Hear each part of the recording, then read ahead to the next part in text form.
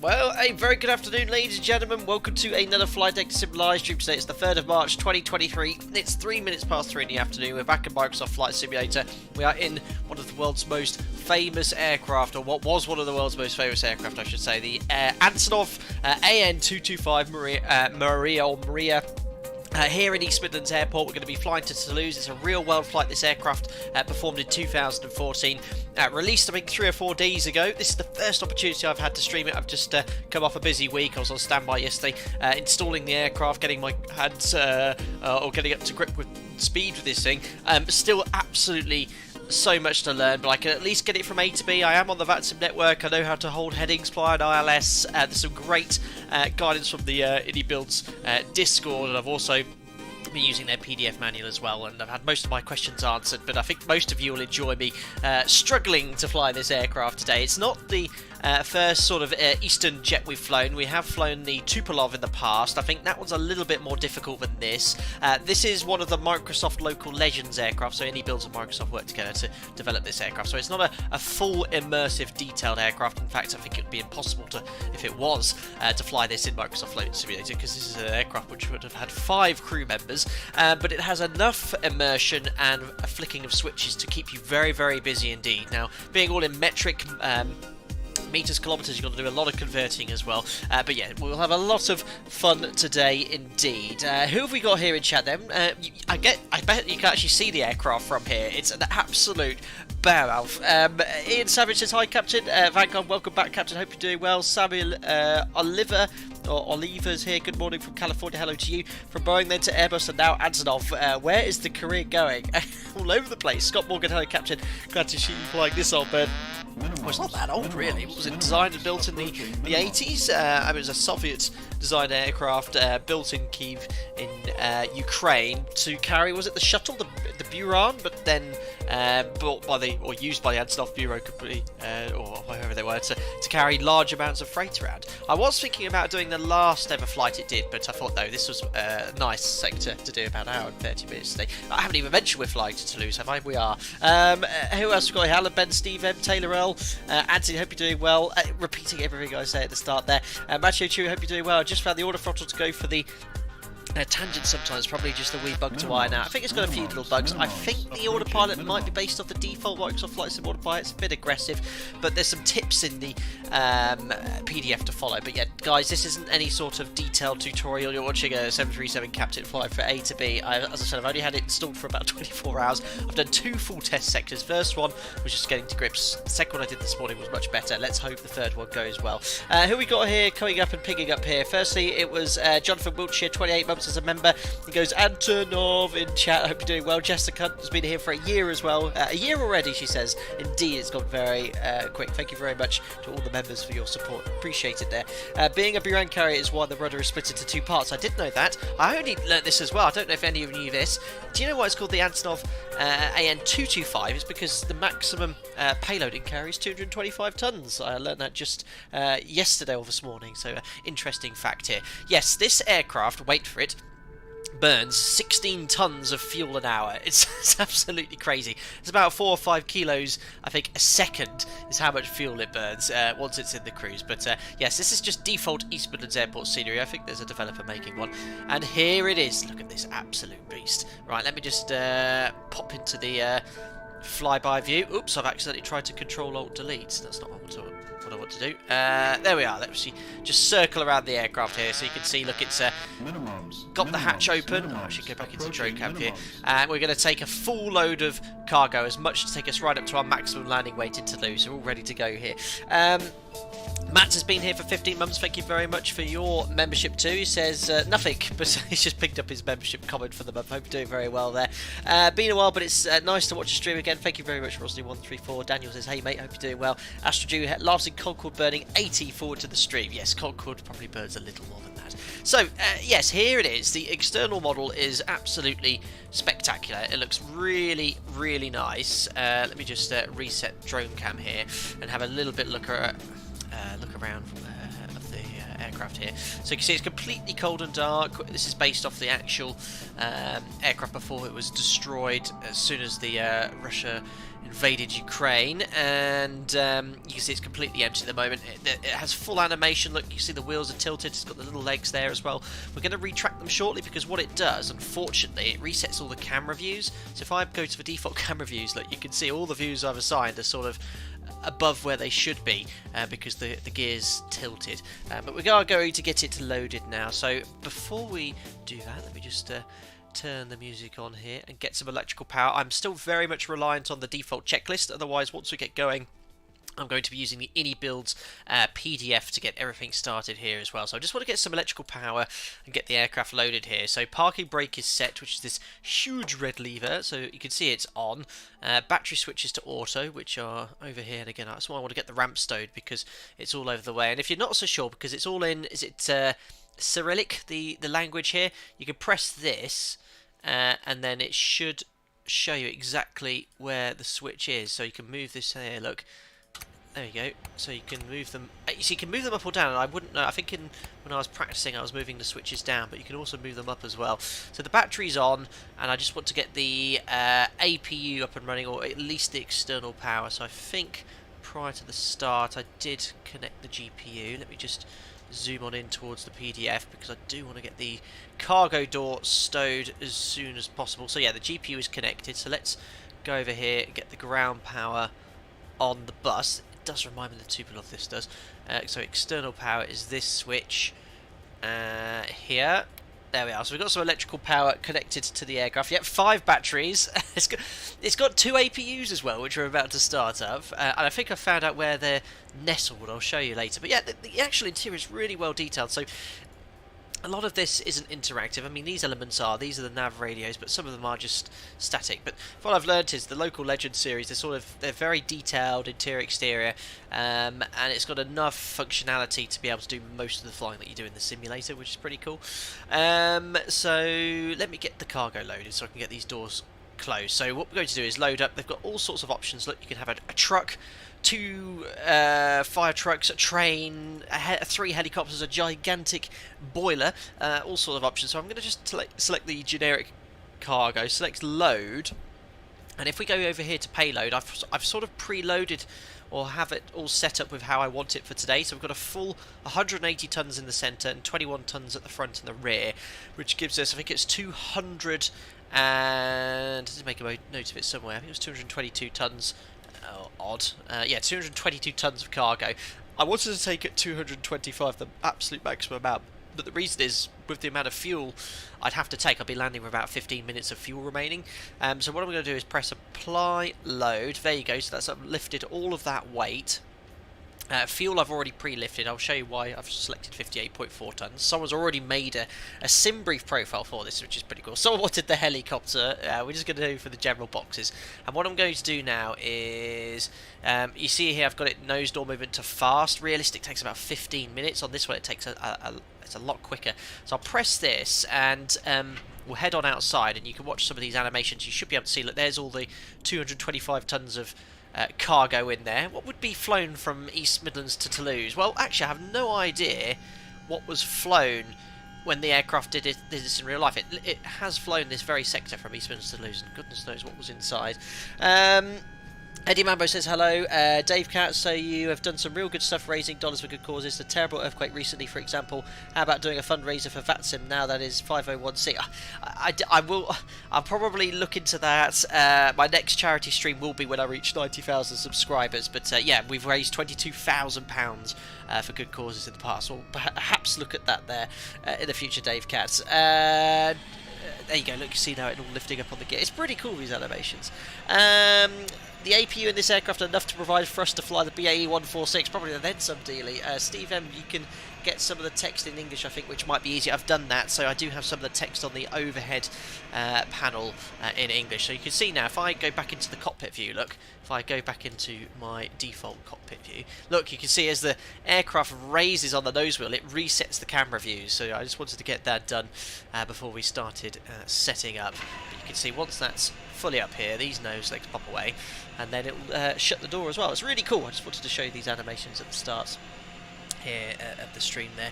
Beer, yeah, Melton Mowbrays, beer, fish and chips, a typical Midlands cargo. Well, I'm sure the French wouldn't want to have any fish and chips from the UK. They'd probably complain.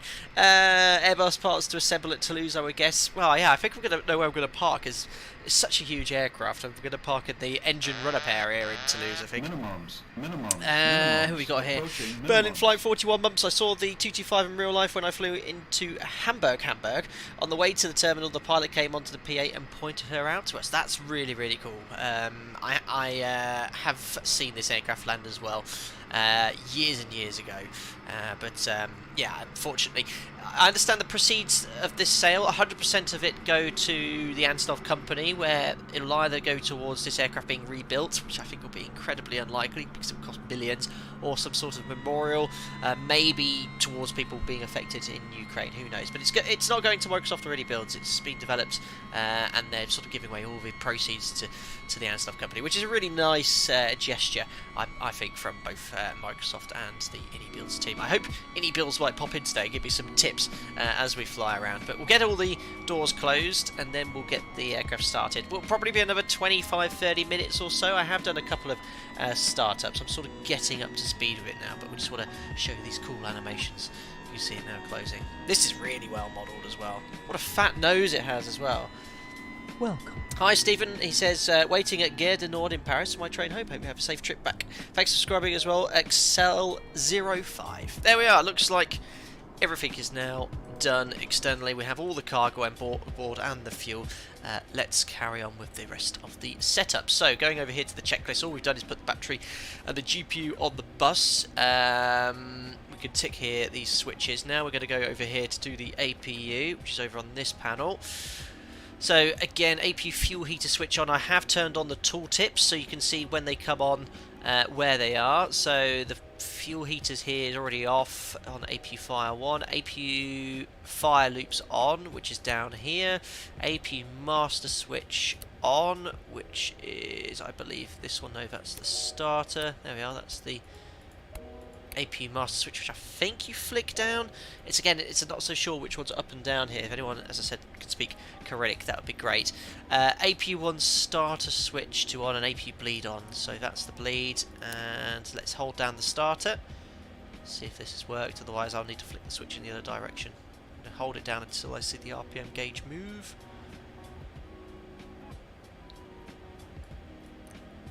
I should think the switch may be needed in the other position.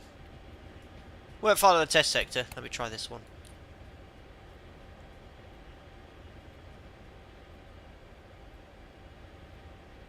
Why are you not firing up? What have I done? Oh, thank you. APU master switch. There you go. Thank you. APU master switch goes up. You can see it's now firing up APU number 1. Wait for APU1 startup. If you go outside here, I believe the APUs are located here in the belly, look, because there's 2 large exhaust ports here. I'd hazard a guess they're down there, or maybe higher up. I honestly don't know, but you can hear one of the APUs spawning up. Yes, Zapusk is the on position. Thank you, Kamil.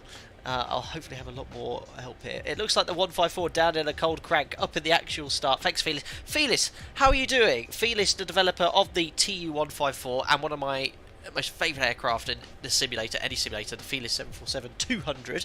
Hope you're doing well. Am I right in thinking you're going to make one of these for EGNX plane one day? If you are, let us know. But go check out Felis's content.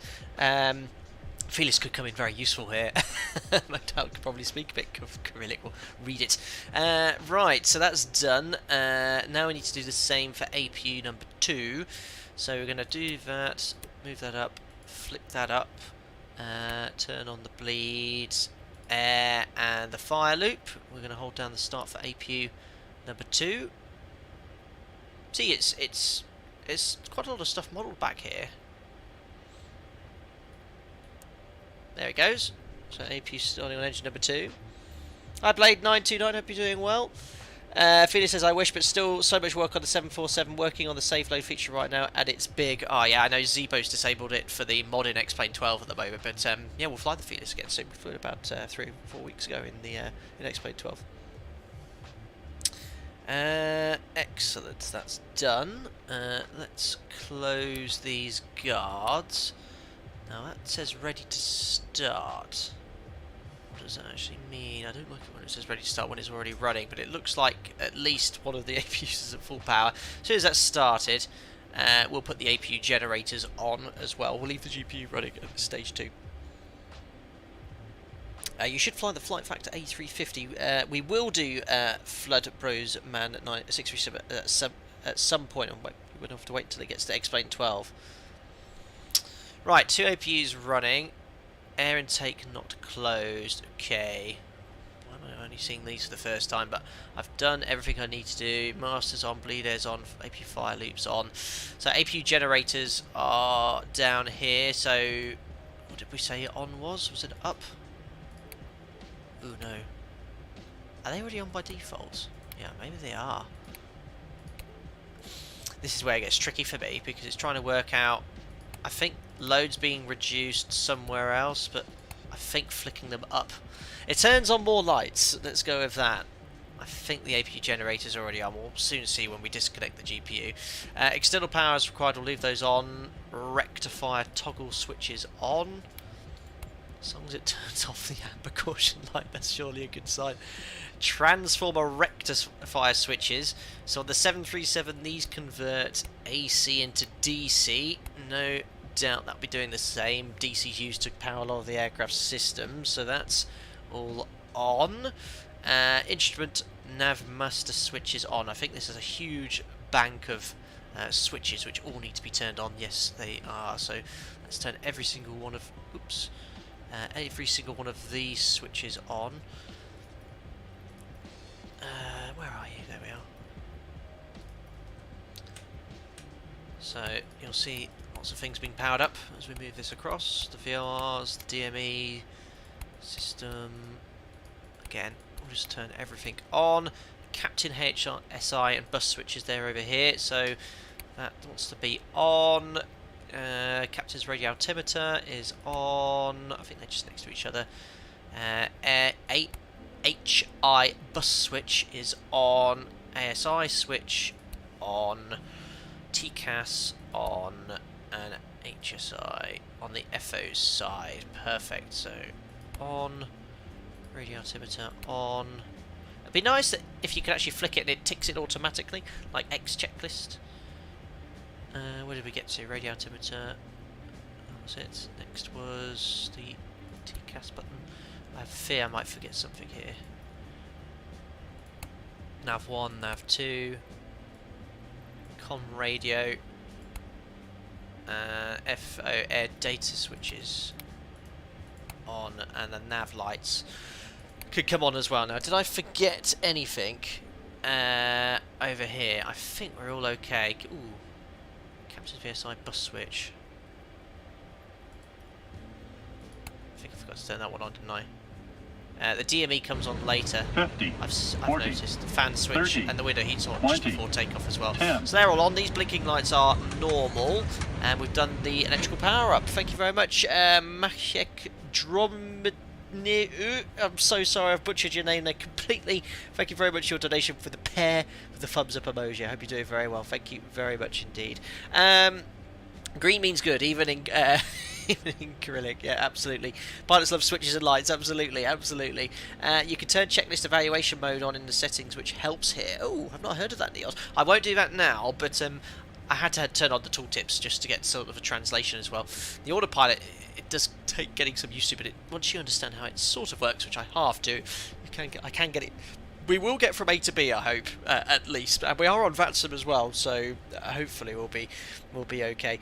Yeah, good luck reading Polish. I'd struggle with that OOC there. Francesco, you should get a VR headset and play Flight Attendant Simulator. What's that initial game? Click item in blue on the bottom of... Click tick item in blue on the bottom of the list. Ah, yes, I know that ticks it. Yeah, that goes all the way through. So, fuel valve switches are rich. Now, these switches... I'll use a bit of logic here because it doesn't say if they're on or off, but seeing they're guarded, I should think they're on, and then unguarded, you'd have to leave it to be off. So I think by default they are already in the on or rich position here, so we'll leave that as it is. Hydraulic pump switch is off. They're on the back of the first officer's seat on a separate panel. I think they're all on by default, so let's just turn all these off. And they're all guarded as well. There's quite a lot going on here, isn't there? Now, look at this. Each of the 6 engines have multiple fuel pumps. Now, the good news is, it is pretty much configured correctly, and what iniBuilds do in their PDF tutorial, if I just flick it up for you here, they give you a little picture of how it should look like, so configure as below. So, looking at here, I think the only thing I need to do differently was turn that one, here you go, which I'm blocking here, it was that one was on, that one off. And then these are all configured correctly. All the lights on at the bottom. Looking over here, it's all okay. That one can come off. Thank God for this picture. When this came up yesterday, when I was looking at it, I said, "Oh, this is going to take ages in the stream." That one could come off. And then I think that's now matching the picture. So I think we're all okay there. Think. Payload setup is done. Nav autopilot to come next. Now, to simplify things, this aircraft has multiple fuel tanks. iniBuilds Microsoft Flight Simulator have sort of made it into 2 tanks, just to make things a little bit more simpler. Here is the operational flight plan. There already is an Antonov An-225 profile based off the iniBuilds aircraft. So you can see that we're super heavy. We're only 40 tons below our maximum zero fuel weight. I'm taking as much cargo as pretty much I can to get us quite close to our max landing weight. We burn, look at that, almost 16 tons an hour. We need 50.4 tons to fly 1 hour 40 minutes. That is absolutely balmy. And so what we're going to do is take an extra 30 minutes. I calculated for the stream. It's like 58.4 tons. And look, you can see I've lifted that rounded up. I think it was just like, oh no, it was 58.4 tons there. So it's an extra 30 minutes of fuel. Thank you. Just think of all the N2 pulls from this bad boy. Well, I don't know if it has N2. Thank you very much for the £5. Very, very generous of you here. And yes, I don't know. It's got an auto start feature, which I don't know if it's a Microsoft thing, but I think the actual aircraft had it. You literally press it, it'll start the engines in sequence. But yeah, we'll have a look there. We will need 5 gyms. We will do. Thank you very much, N2. So yeah, we've got the fuel on board plus 30 minutes. I've completed 2 test flights. It was actually quite close to the what the operational flight plan said we'd be burning, so we'll have a look at that.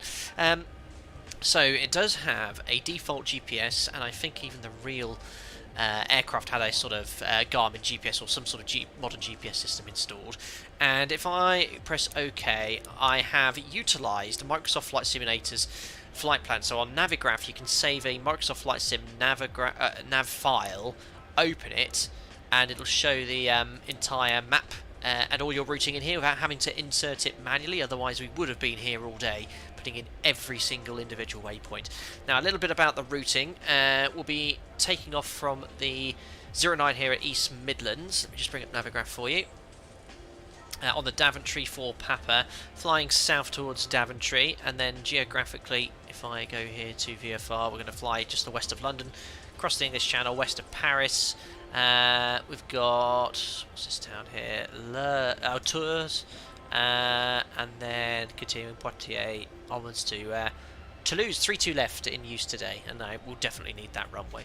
So that's the routing we'll be flying, and we'll brief the taxi and departure shortly. As I said, it's all in the FMC. We'll be hand flying quite a bit of this departure, and then I'll be utilising sort of the LNAV, and they have sort of like a level change mode, but I'm going to use pitch hold, because if you use the speed level change mode and change the speed, the autopilot is really aggressive in pitch. So I've been following what iniBuilds state you really need to do in this. Brandon Postma, the real world used INS, which is a shame. I would have loved an INS aircraft in Microsoft Flight Simulator. Yeah, I don't think there's any aircraft that has INS yet. Maybe in real life they'll have, or maybe in the future iniBuilds will update this and put some INS in here. Right, so FMC GPS is loaded. Navaids, that's what I needed to tune. So Daventry 4 Papa. We'll tune this up raw data just in case I have problems with the SID. So we actually need the ILS active 10935. It took me ages. I was streaming to some of the members in Discord who are watching. We were trying to work out how to find or set the course, and course was back here behind my head for ages. So you can see, look, you've got a sort of like an IDET information there. So we've got 10935, and then the first radial we're going to be capturing is 219. This is the course. Well, it's the 039, it's 219 inbound. Oh, it takes ages to set this here. 2, 1. Oh, goodness, it's sensitive. 219 will be going inbound to Honolulu, and then it'll be a 159 inbound to Daventry. And you can get all the Morse code if you so wish, but this is just in case something happens with the GPS. We can go to conventional navigation. So 159, Daventry VOR is 116 decimal 4. As I said, I'll brief this shortly. So we've got the GPS loaded, raw data navigation set as well. I've reset the altimeter. The heading for departure will be 088 degrees, so I'll set the heading bug up now. So I've got the little, I've got yoke on here. Now, if you have a Thrustmaster yoke like I do, or 2 quadrants, it took me ages to work out what was going on here, but iniBuilds have set up, it's engine 1 and 4 as controlling all the engines on the aircraft, so I had to reset the number 2 thrust lever engine. In fact, what would be engine number 2 is engine number 4 to make sure all the thrust levers moved. They've got basically, if I show you here, look, the left thrust lever moves the 3 left engines on the left wing and the right ones on the right wing, so that's how it's set up. You can't actually do more than that, but you know, for this sort of aircraft and the way the add-on is sort of set up, that for me is absolutely fine. Right, so heading is set. Oh, London Centre's on. They're doing top down for East Midlands. Okay, we'll get the clearance then. Damn it, I was hoping that we know ATC. It's going to be hard. That's all done. Checklist is done. We did nav computer setup. Next, we're ready to start engines, guys. We're all pretty much ready to go. Now, I've set the initial speed to 250 knots, which is 463 kilometers an hour. Our departure stop climb is flight level 90, which is 2,743 meters. To set that up, you just simply rotate the knob, and there's a great little conversion tool here they've provided. So put 9,000 feet, 2,743 meters, 250 knots, kilometers. Pressure conversion, because this uses, is it millimeters in mercury? I guess it's in Russian, but yeah, you can see that 1013 is 759, and that's what the altimeter's working off here. Obviously, I've got the local QNH set, which is 772 millimeters in mercury. Which engines do you start first? So I think the sequence on the auto one is 1624, and then 3. No, 1625, 3, and 4. We'll see in a second. I can't remember.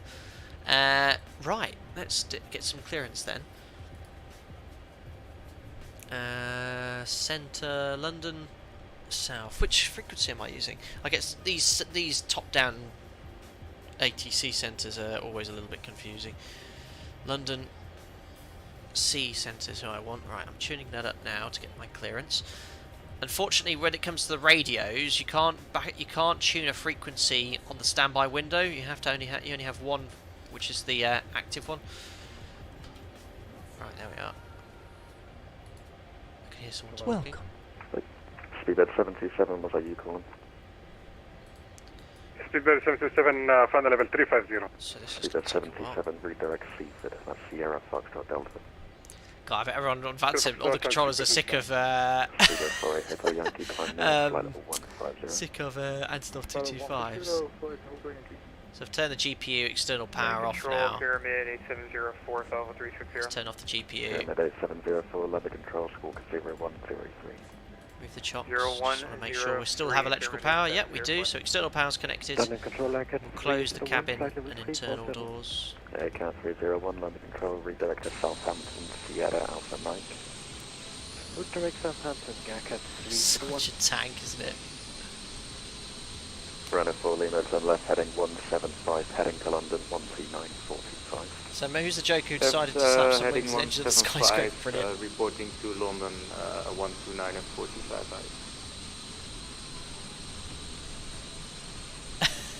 Pyramid 8704, short stay with me, contact London 12945. Right, let's try and grab our clearance then. 129425, have a good day, Pyramid 8704.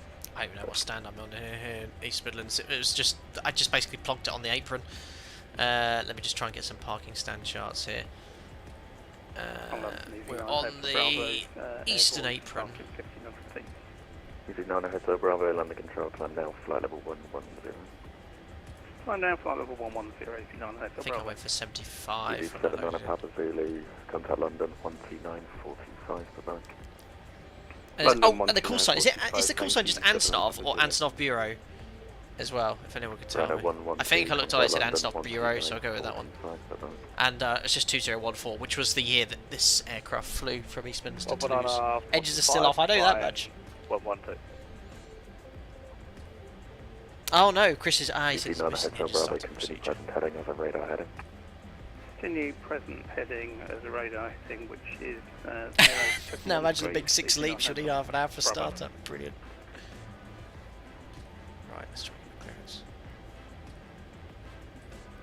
London Centre, hello, it's Antonov Bureau 2014 in East Midlands on the East Apron, stand 75, departure clearance please to Toulouse. Antonov Bureau 2014, under control, clearances to Toulouse, Daventry 4 Papa, departure, squawk 7660.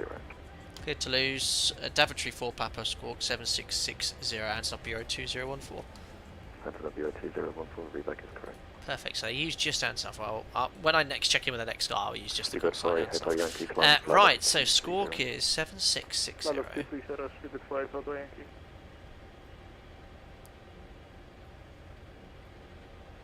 7660. I'll put this to transponder. That will give me mode Charlie for pushback, which is coming up here. Daventry 4 Papa departure, which is in the FMC, and flight level 90, which is set on the MCP here. Go with 2743. 887 under control, squawk 0111. Squawk 011. Wait, I thought squawks weren't supposed to have a 7 unless emergencies. No, plenty of squawks I used have 7 at the start.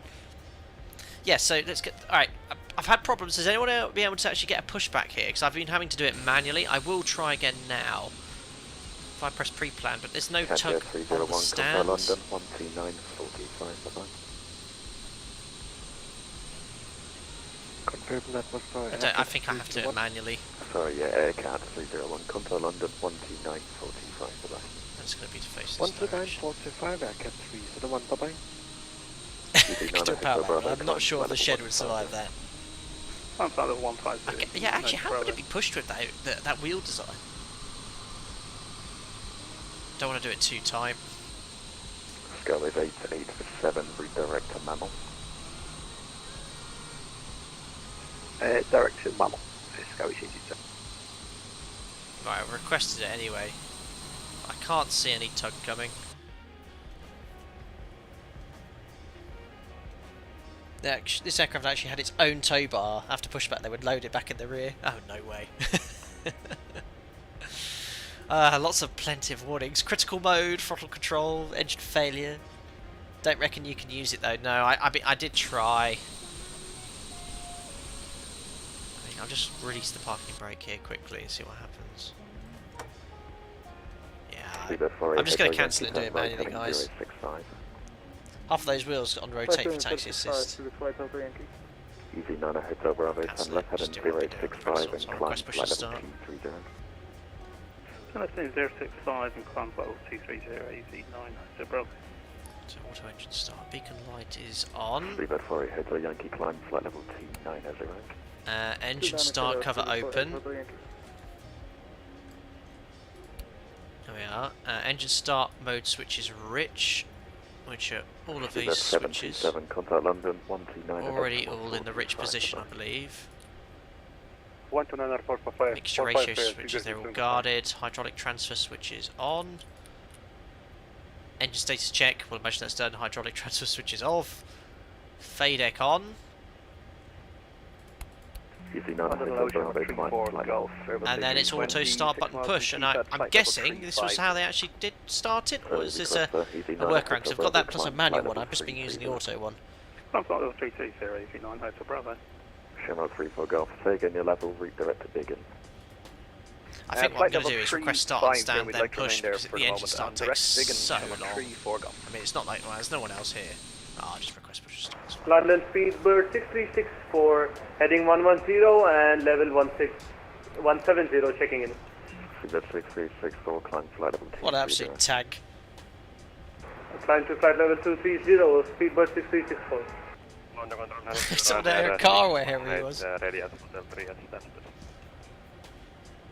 Runway 6118, Roger, runway 04, clear for takeoff, wind 020 degrees.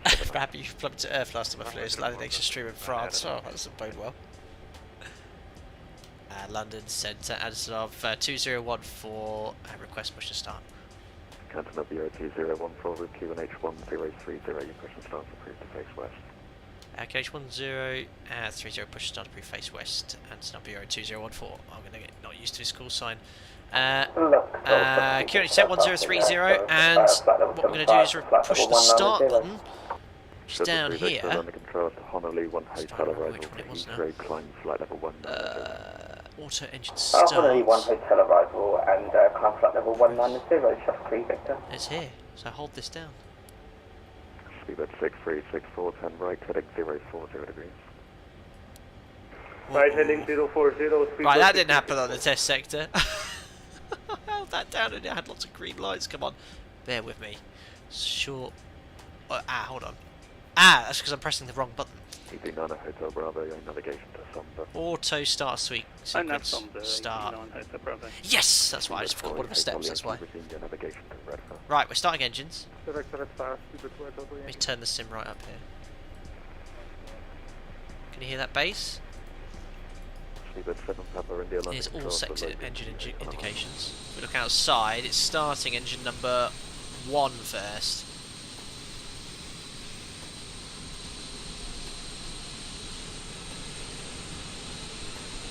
Now, is that correct? Is this how it was done in real life? I'm guessing so. Yeah, 6142, flight level 350, Redfern. Sounds great. 84. Hi Bobby Fuzzy, hope you're doing well. Francesco, can the Antonov 225 actually ditch, or was it just too big?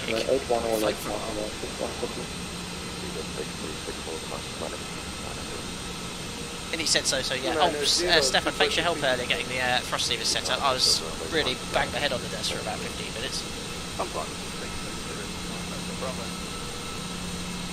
I think the real engines had a bit more of a whine than this. They do sound good. There you go, there's engine number 6. So it's 16253, 2534, I think.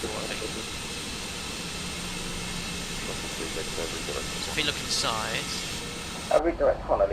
see, look, we've got one of the engines stabilised already. There's number 6 spooling up. You can look over here.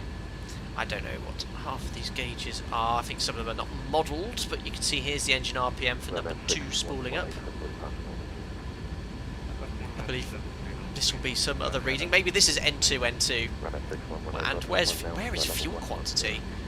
I think our total capacity is only like 20%. But we're obviously our flight's about 1 hour and 30 minutes today. Aaron, I don't know. Why can't you turn on engines 1 to 6? Why does it have to be in order? Absolutely no idea.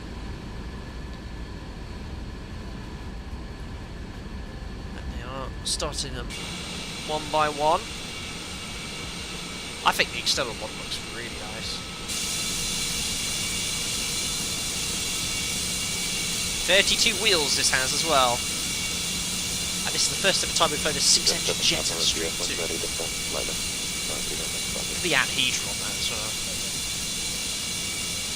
So many N2s, it's oil pressure. Alpaca super heavy cargo. Yeah, well, that's what we need on a livery. Rub H, the fuel quantity is very confusing. Yeah, I mean, if you look at the capacity on here, you see, like, I've only got 90%, but that's all we need. It's already guzzling gas. I think it's a good time now to start pushback, so we'll use the default one. So I'm going to tug speed, just going to press reverse, release parking brake. There we are. Now, it's fine for today.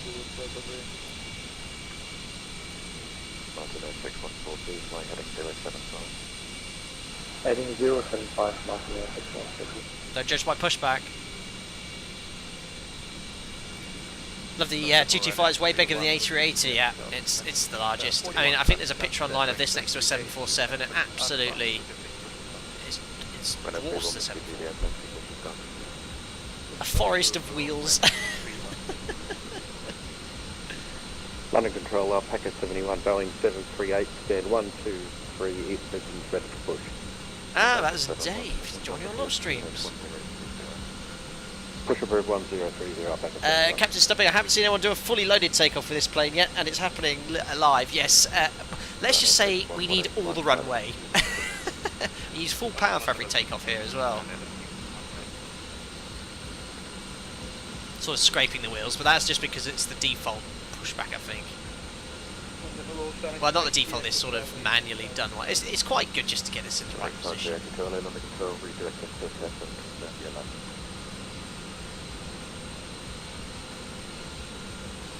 That'll do. Stop pushback. Set parking brake. And we have, it looks like, oh look at that for timing. Just about finished starting engine number 3. The last, oh no, we've still got engine number 4 to start as well.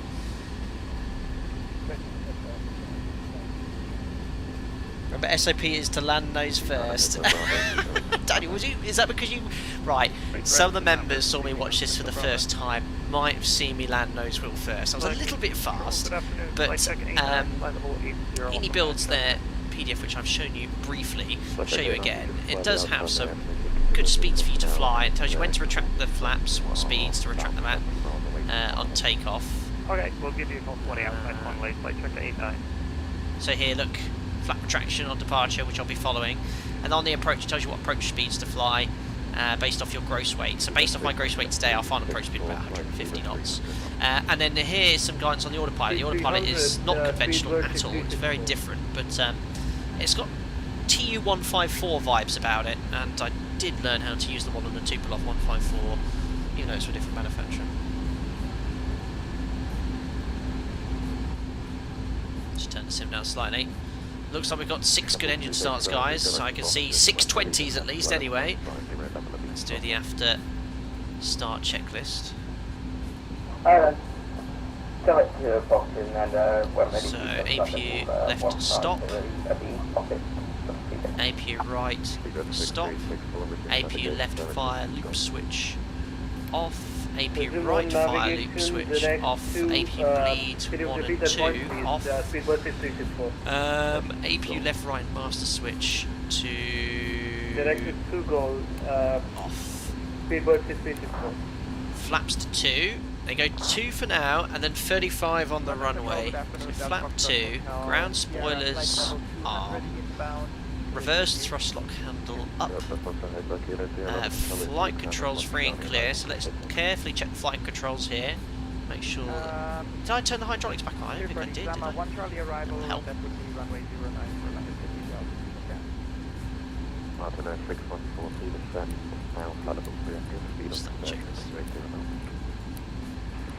Yeah, hydraulics coming on. See the pressure building. There we are, what was that on the checklist?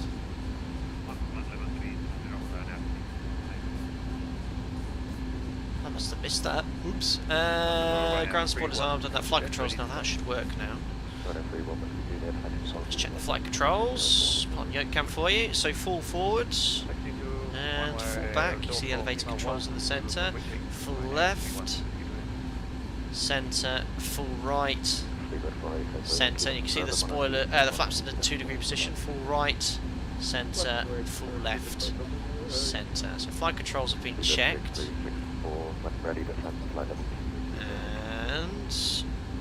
And taxi, nozzle steering's already on, that's over in this corner here, it's on by default, just down there guarded. Aileron rudder trim is checked, taxi and logo lights to on now, I can't remember which one's which. Which up is middle's off and then you got down and up. Let's go up, probably the wrong way, and logo lights on as well. There you are, next is line up an engine run up on taxi. Yep, taking this on VATSIM. I've had it installed for less than 24 hours. But I've done 2 practice sectors. If it goes to crap, we'll go off. Down for taxi. That's what I did. I knew I'd get it wrong. Thanks. So these are normal, and I was told that this is normal as well. When you take off, this comes off. Navigation to Redfern, descent, flight level 230, level westbound. Direct left far, descent level 230. One mistake with this plane on VATSIM and you're done. Like, you get just told off. I'll do my best. It's not easy to hand fly this. Step number 230, level 8, red far marking. Left one raises and lowers the lights, right one for landing lights, right one down for taxi. Stefan, you love your Russian jets and Ukrainian aircraft. You always fly the 154, won't you? Left one raises and lowers the lights. So that obviously wants to be down. Skyway Right, Day landing lights, 7 right, on the one third, down I'm on for a taxi. 122, that's Okay. fine. Right. 122, that's Mike Scout, thank you, bye. So it says left and right landing. I'll leave it. Antonov Bureau 2014, request taxi. Antonov Bureau 2014, taxi via Alpha to Holland Point Golf 1. Alpha Golf 1 for 09, Antonov Bureau 2014. I'm really having to think Speedbird about my 7, call Papa sign. India descent, flight I've got level so many in my head 160 now. level saber. Right. Ready to go, guys. Parking brakes release. We're moving under our own power, adding a little bit of thrust. We're moving. You have a little computer here with all your speed information. This is in kilometres per hour. London Controller, Packer 71 ready for taxi, and I want to see this engine on takeoff. Packer 71, Roger, just taxi straight ahead, hold short to taxiway Alpha. Straight ahead, Alpha. Speedbird 6364, Unbelievable. I'm on a Unicorn 150 decimal 8, just be advised, 9 miles behind yourself in an aircraft also going to Amsterdam, head to speed control. Right, clear right. You see the tiller moves as well, which is pretty cool. Speedbird 6364, I'm on a Unicorn 150 decimal. It turns tighter than the PMDG 73. You can see that the main gear turning slightly. Oh, I need to add thrust here though.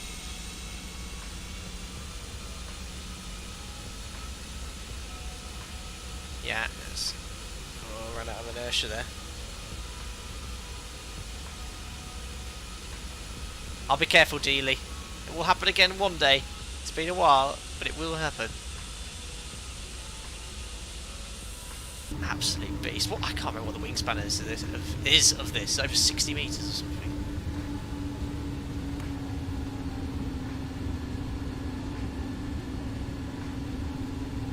There we are. Taxiway Alpha now.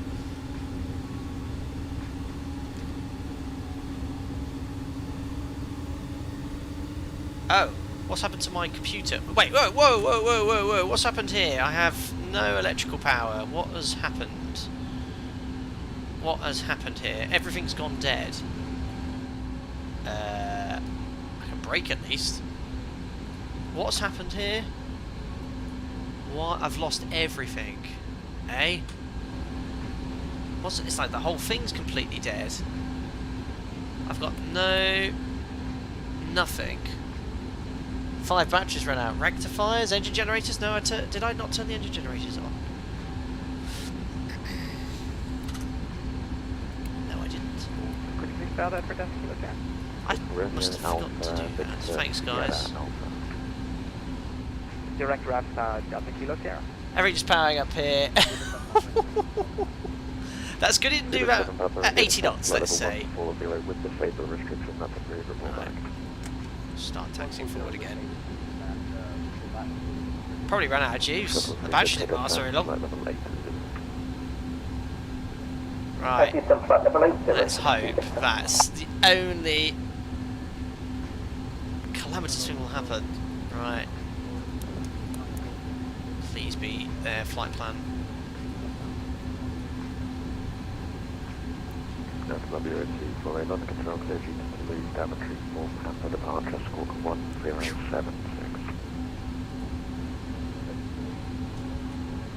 It's going to 45 seconds for the initialisation for the standby altitude indicator, but otherwise I think we're okay. I want that to Captain Nav, so that's going to follow the departure. Perfect. Give Jim Captain Speedbird FO 986, Nav. climb flight level 250. Mark level 250, Speedbird 966. Right, we're okay. So let's talk a little bit about the takeoff. We're going to get onto the runway, stand the engine's up to 70%, set flap 35. Let's let the engines warm up prior to departure. Once the flaps are set, Delta Kilo Sierra, a few other switches to configure. Level by Ramsar. And then we're going to engage nav and follow the departure. We've got the HSI following away. I've also got my iPad as backup, just in case I have any navigation issues as well. Runway 31 Whiskey Julia from a 04. They have to, apparently have to wait on the runway for 2 minutes. That's how long that real aircraft takes as well. So once it's warmed up, flat 35 for departure, turn on the overhead DME display bus for both Jim and the myself, which I'm going to do now. Why you went to the runway, I'm not so sure, but I'm going to do it now. No, I don't want the fan on. Flight check 890, when ready, descend flight level 150, Should level where 5 the DMA switches for the FO. There we are. 150 level so that's Cockpit, flight done. check 89. And the window heat's on as well. Perfect. 26 Papa, HKT Neo at ramp 41 center, ready for There's Alpaca Airways These are 73, and there's another Antonov. There isn't any model matching yet. There's no D-rate, it's on full toga on every departure on this. 66 hotel, climb flight level 370. And before you Flight start level shouting me 370, everyone, there is no 99 timer to hotel. set as well, so we need to make a note of the takeoff time. If someone can make a note of the takeoff time for time checks on route, that'd be great. 24 knots, that's good speed. Ah, there is model matching. I believe it's on the iniBuilds forum. I'll need to download that because I think I had another Antonov on frequency shot, which I think is that one.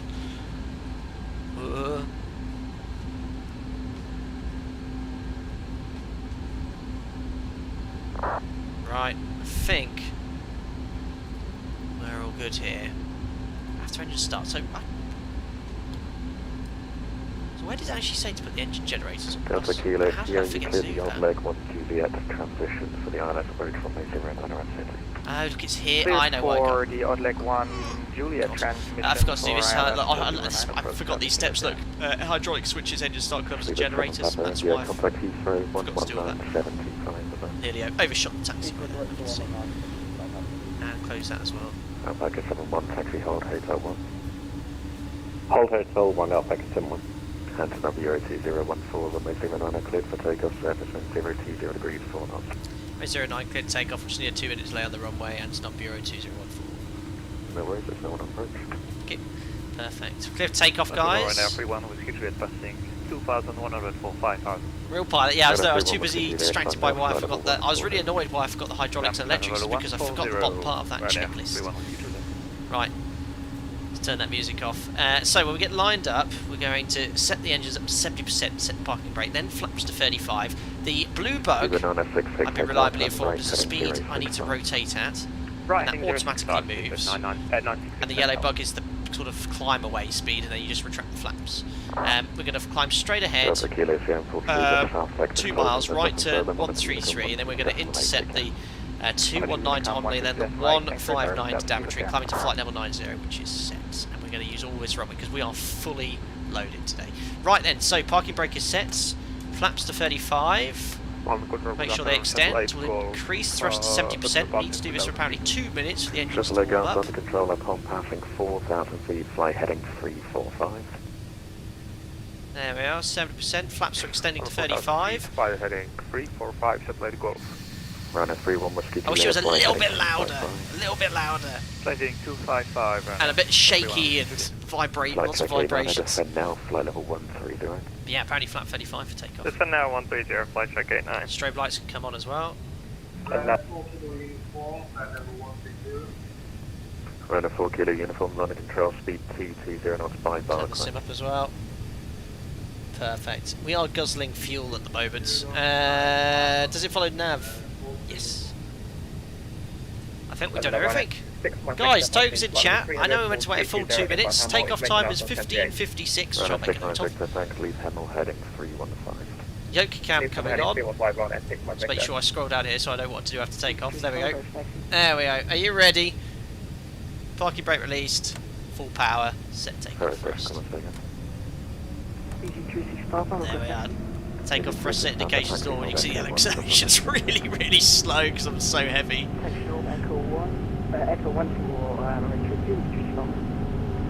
Speed limit on 660. That's about 70 knots now, I think. 80 knots, release forward pressure. For navigation, direct map up into 9. So slow, I'm so heavy. I want to wait until that blue bug. Just like go on, climb flight level 5900. I don't know what V1 is. That looks like about V1. We're going. Flight check 89, descend flight level 8. There we are. Rotate. Descend flight level 80, flight check 89. So heavy. And we're airborne. Once we climb. Gears up. I want to maintain about 2,000 feet per minute initially. Wait until 2 DME. So I'm waiting for 2 DME, which is down here. Then I'll make a right turn tracking 133. Slight right turn here as well. Defense flight 170 right at 6 Victor. Slowly lower the nose. Now, heading 335. Now, it's about 1,000 feet, so I want to do about 1,000 feet per minute now, so I'm going to pitch down here and trim. The trim is so sensitive on this aircraft. Flaps up a little bit. I'm going to reduce power now. It's about, I think it's 112, so I'll do about that. All the natural flops. Just watch the aircraft pitching down there. Passing 1,700 feet, Antonov 2014. Antonov 2014, roger, destination speed, climb now, flight level 110. Free speed, and just confirm that cleared flight level, please. Antonov Bureau 2014. Flight level 110. Climb flight level 110, Antonov Bureau 2014. Flaps up. Shuttle leg off, climb flight level 100. Staying on the departure. Tracking 133 here. The HSI is slightly off, but I've got the charts open in front of me, thankfully. Can we contact the director for flight check 89, or are they closing? He's closing in 2 minutes. Right, that track's good. Dang. Alright, here's flight check 89. There we are. So what we're going to do now, I'm going to get the automation in just to lower my workload here. About 250 knots we're doing now. Flaps are up. And I can turn on the autopilot, so that's horizontal and pitch hold. I'm going to go here. That's why it's not updated. 030. Nav log. I'm going to redirect to the Yankee point now. We'll do. So redirect to flight level 230. This is where I get a little bit. Shuttle leg off, climb flight level 1. Ah, no! We're going to have to go heading select here. Right, let me go heading select. So I need to go back to course. I'll turn in heading select. Papa, ready for takeoff. Show press. There we are, that's the right distance now anyway. 7 miles, so I'm going to go heading select. Antonov 2014, fly heading 200 degrees. We're at heading 200 degrees, Antonov Bureau 2014. 200 degrees. Stop descent, flight level 200. So that one there, and then 200 degrees. I need to set the altitude as well, I haven't forgotten that. So 110 and then set standard. Conversions! 3352. Right, 345. Speed's okay. Antonov 2014, climb flight level 130. Climb flight level 130, Antonov Bureau 2014. 130. I've probably forgotten a lot of stuff going on here, guys. I will get the after takeoff checklist here because it is very busy on the network right now. So 3962. That will do for now. On the heading, and I'm going to press now. 7357 speed. Negative, Squawker 0357. So now it's going to pitch for the speed. 0357, please. And we'll set 3962. Runway 09 clear for takeoff. Yeah, I know it's 3962, but I can only set it in 100 increments. 09 clear for takeoff, I'll pack us in 1. I prefer being on vectors anyway. London Easy 450, that golf climbing flight level 190 with direct Kidley. Easy 450, there golf under control, climb now, flight level 310, requested level. Climb light flight level 310, request 370, 63 kilometers an hour. So yeah, go from pitch down to fly flat speed. We'll do the after takeoff check. So you see the order part's a bit aggressive. I should be in pitch hold and go from there. iniBuilds, that's very brave. Hey, no problem. So far so good, guys. After takeoff checklist is coming up though. Why is the throttle control light on? Oh yeah, she's still off. Antonov Bureau 2014, climb flight level 160. Climb flight level 160, Antonov Bureau 2014. Sorry, that was block Antonov Bureau 2014, just confirm cleared level 160. Climb flight level 160, Antonov Bureau 2014. So 4876. So I've got full climb now. Now I need to go back to 100 foot increments. Request iniBuilds, have a quick change button for the 1 to 100s. Seconds convert. This converter though, thanks so much for that. 4876. That will do for now. Right, let's set standard as well. 1013. Boston flight level, I need to set it here manually.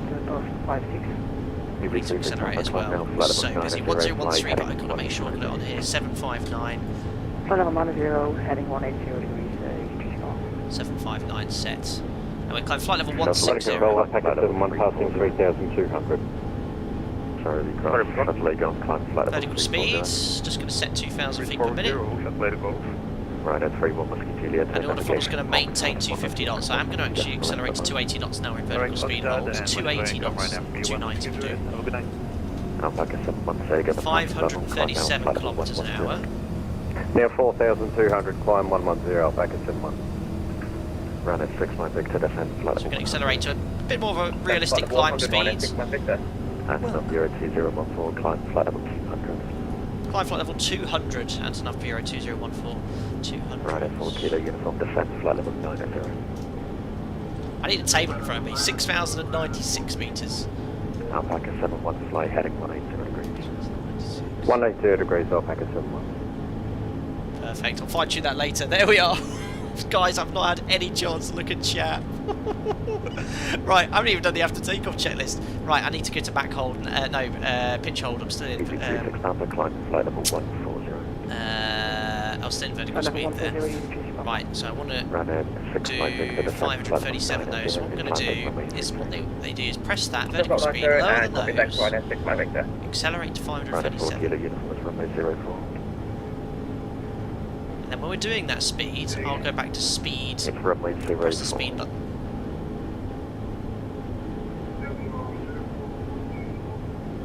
I will catch up in chat. Have your 50p ready in case you lost the electric again. I did forget to put the IDG on, okay. I'm back at 71, climb flight level 130. Climb flight level 130, Alpaca 71. Antonov Bureau 2014, turn left heading 175. Left 175 degrees, and some Bureau 2014. So heading backwards down here, 175. So heading only works in course 1 or course 2. 45 Julia Golf, fly heading 175. So we now go back to speed hold. We're heading 175, easy for So now it's going to pitch up to maintain that indicated London airspeed. Control, this is Shanx 231 There with we you go. at 22,000. Shanx 231, London Control, squawk 5. And we need to fine tune that level now, don't we? 20,000 feet, 6,090. Squawk 5546, runway 33 at Birmingham, Shanx 221.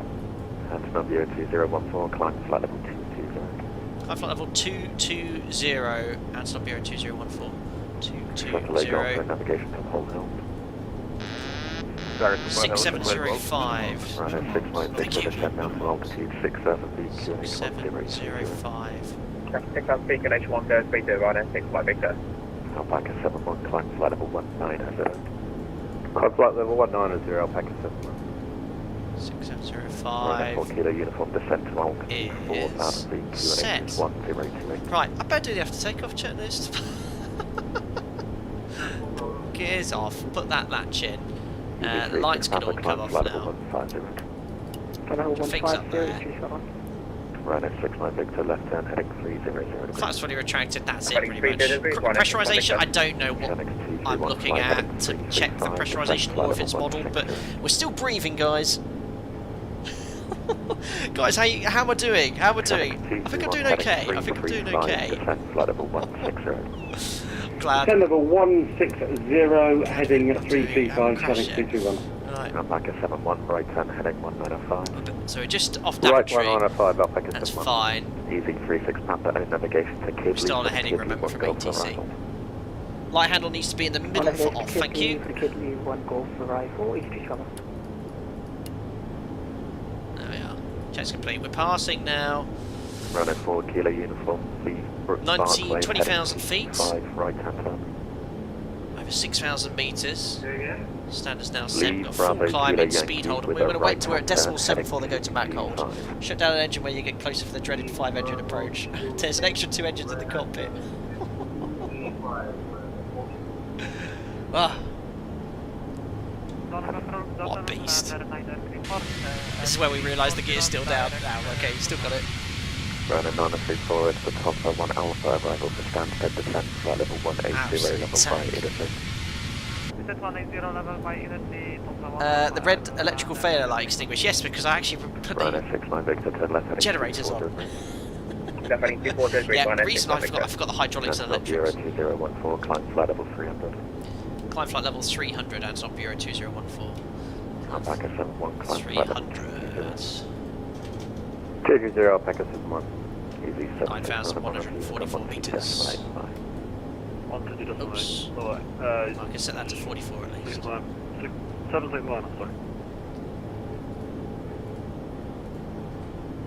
9144 Easy 45 Julia Golf, climb flight level 370. is set.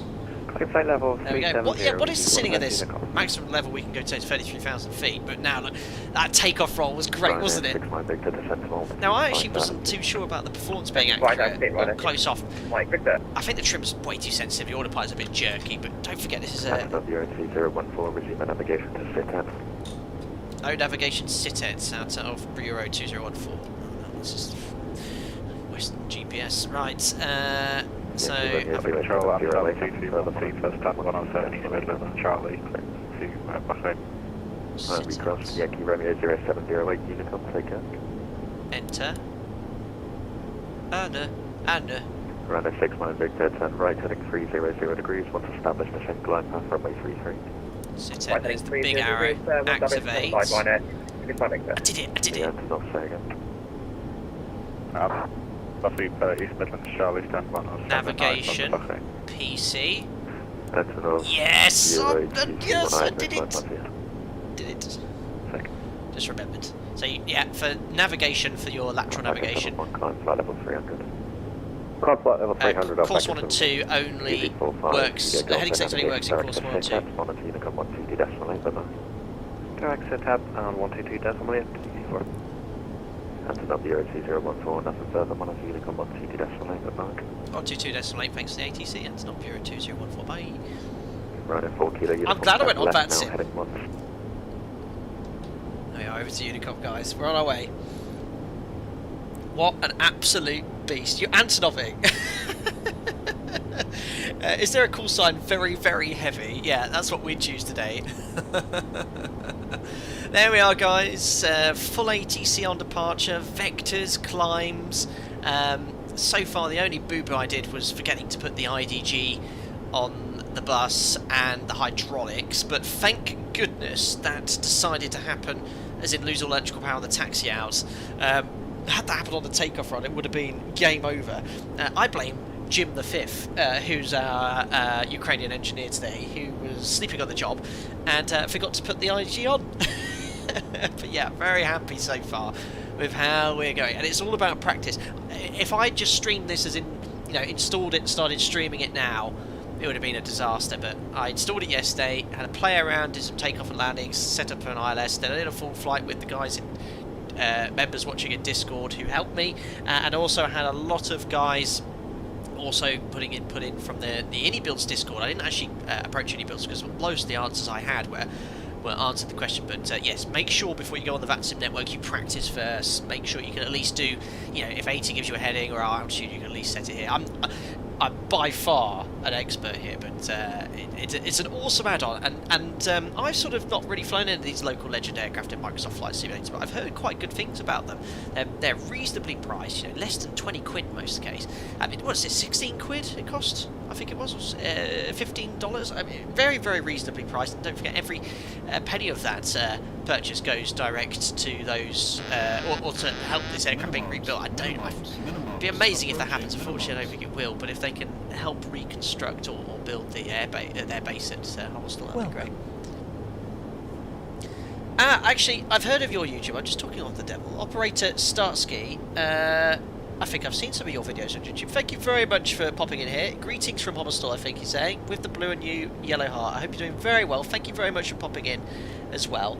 And we're loving this out, and I hope you're loving it too. And I hope you're all safe over in Ukraine, my friend. Thanks for subscribing there, Dwan Curly. Appreciate it, buddy. And Pete S, I just missed that, sorry. 27 months as a member. Thank you very much. Vodka Burning, he says. Absolutely. Thank you very much as well for your continued support as a member. I hope you're doing well. Pilot Boy, can you lock all the throttles together? Yes, so throttle number 1 controls the 3 left engines, throttle number 2 the right engines, but make sure you bind the right thrust lever, so this one here, to engine number 4 for it to work. I couldn't work out how to do it, but someone helped me there. What's the fancy mouse model matching? Right, there's no more ATC here, so we can actually cruise set our final cruise level. Look how slow it is, because we're 500 tons today. maximum weight, we're barely doing 500-600 feet per minute. We've got 6 engines producing 50,000 pounds of thrust. Obviously that decreases as we climb, but yeah, how long was that takeoff roll? I was worried at one point, wouldn't want it any shorter. What's East Mid's about 3,000 metres? My goodness. Right, let's go to our final cruise level, 33,000 feet, 10,058 metres. So there's 58, and then hundreds we could put in.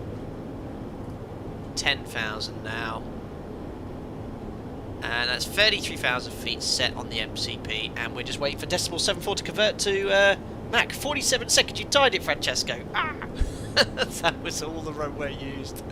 Excellent, excellent. Yeah, super add-on. Well done to iniBuilds and Microsoft. 330 might be a bit brave for 500 tons. Is that the space? Yeah. So we use, what, I don't know what East Midlands is now. It's 3,000 meters, and we use every inch of that. And yeah, what's our current weight now?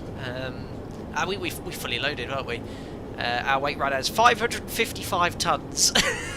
I followed all real world weights. We're not going to exceed anything. Our landing weight, we're just below our max landing weight now, which I think was 560 tons. No, sorry. Oh no, we're not. Our maximum landing weight, guys, is 528 tons. We need to burn quite a bit more fuel, but I think we will. Remember, this is an absolute gas guzzler. 26 tons we're going to burn on this sector. So just to show you, our max landing weight here, look, is maximum landing weight. Oh no, I was looking at the wrong box. 550 tons is the max landing weight. We're only 5 tons above that now, so we'll definitely be below max landing weight, but still extremely heavy on this sector.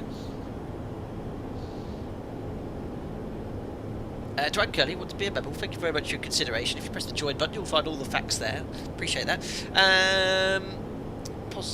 Killy says there's a video of an 124 almost going off a runway on takeoff. Is that the one in Australia? Yeah, use every inch of the runway there.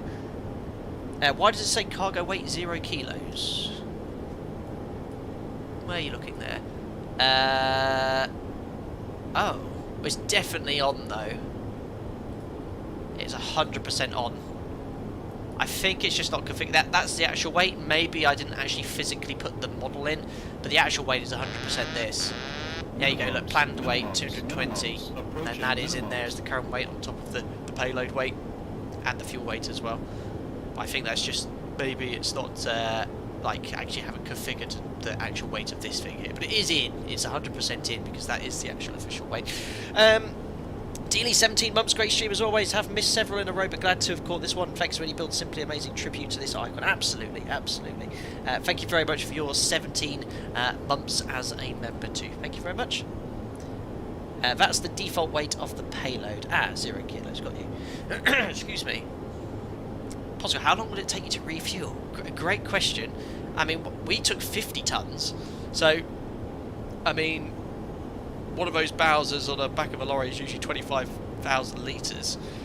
We could fill, yeah, if we're taking 20 tons of fuel, we'll empty one of those. So you need 2 trucks at least for what we're doing today. If you're doing like max endurance, you'll need like 8-9 lorries worth of fuel. Steve M, yeah, 550 tons landing is just mind-numbing. Absolutely. What a weight. Francesco, just the one sector today, that's it. Apart from bags of alpaca, what else do you have on board? Just many boxes of, what was that, fish and chips, didn't we? Because we're coming from the Midlands. There it all is, look, strapped in and netted. It's very nicely modelled in here.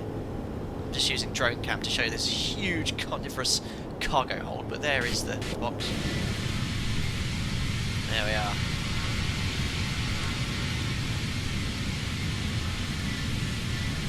Turn it down, slide it down. On our way. Absolutely awesome.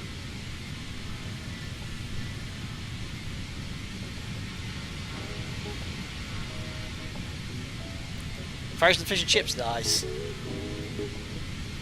Francesco, well, they have spare wheels just in case of a gear failure. Well, they have got 32 wheels.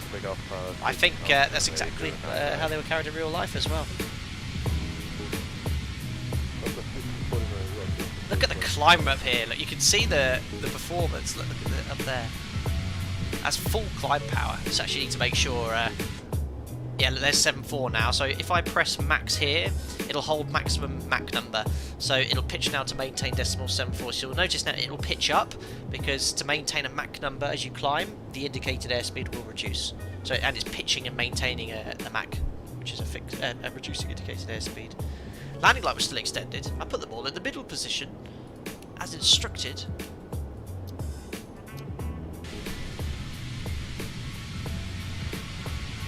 They are still out, aren't they? Or maybe I've got to wait until they're in the... maybe I've turned off the motor.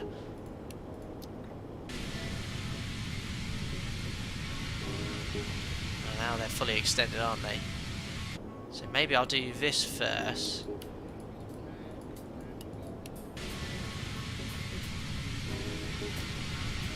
Has that retracted now? And now put it in the middle position. Did it. I've done a thing. Brilliant. Sorry, iniBuilds, I keep forgetting that. Left light handle controls position, right handle controls the light mode. Got you. It's just the click spots are very confusing because it says left landing right and right landing light.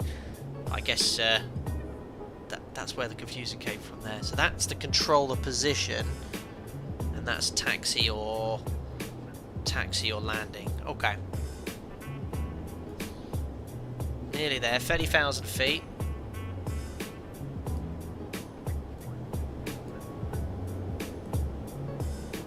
Beautiful. That was a manic takeoff. Oh, I think I'm also meant to put this lever down. There we are. Excellent. Operator Starsky, there will be a free add-on for Homicide available soon. I've seen the preview. There will be lots of cool features. I think I've seen that as well, and we'll be sure to visit once that's released in the Antonov. Stefan, give them a few seconds. I did that.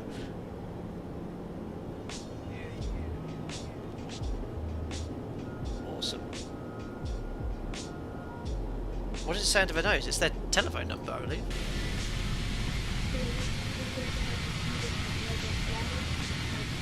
We go here.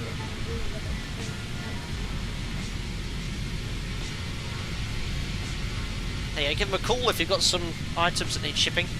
Oversized items, that is.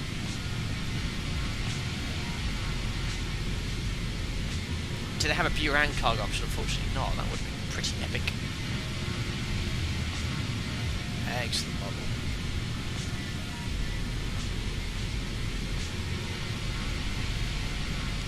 Superb.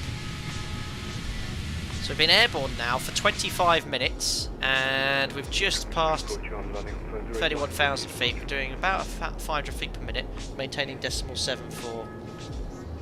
And not a single. What is it doing now? I know. I've been preparing. I've been in the iniBuilds forum or the Discord. Peter Green, is the Loom modelled like with the A310? Only important question for me. No, it does have a bit of a cockpit modelling, but as I said, what I love about this is these local legend aircraft. There seems to be enough functionality for you to get from A to B, navigate conventionally. A lot of the gauges are working. You've got DME, all these work as well, so I can select look HSI, so you can see the indications moving as they should. Clocks, you've got radio altimeters as well. And here you've got all the fuel panel switches are working. It's nice. But yeah, this is they could fully model it, but that's going to take a lot of time, a lot of effort. And this is a 5-crew aircraft, so you know, it's more than enough workload doing it on your own. But there's enough automation or stuff doing it's automated automatically, where you don't actually have to worry about doing it. So, or it's not modeled, I'm not so sure. But yeah, it's got a little bit of a cockpit. Some seating areas as well. I think that's it. Yeah, it's quite nice back here. It has a sink, and there is a lavatory, but one cannot go inside.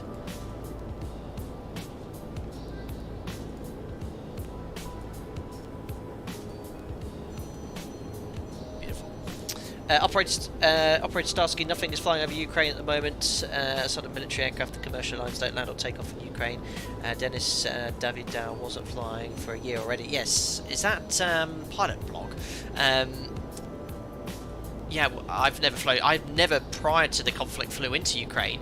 Fly into Poland, and I fly to destinations quite close to the border, and we do take quite a bit of additional fuel for those sectors. In case we get rerouting, we actually very occasionally have to descend quite low, especially if there's military activities going on above. But yeah, at a kitchen, I think at the end there was. There's a buffet like on board. Perfect, so I just want to make sure we're levels off okay. We've still got another 1500 feet to go. Decimal 7.4. We could probably tune up some VORs here.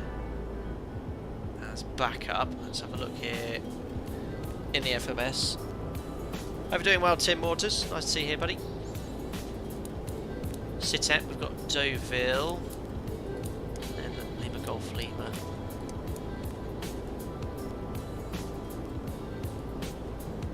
Look at Navigraph, don't need East Midlands anymore. Get rid of those charts. No Deauville. We can tune that 110.2.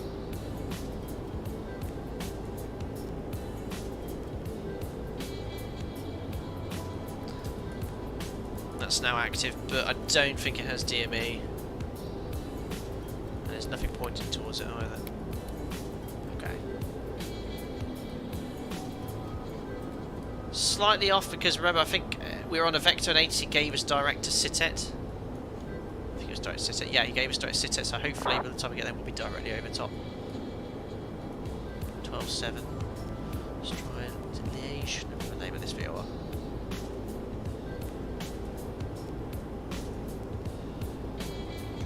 That's active as well, but nothing's coming up. They don't have DME. See that the aircraft's having to level off occasionally, and the 7.3 has to do that when it's climbing very heavy. You're going up towards optimum level. As soon as the speed drops off, it'll start going back. Bring back the bug speed as well. Make sure it's the indicated airspeed for decimal 7.4.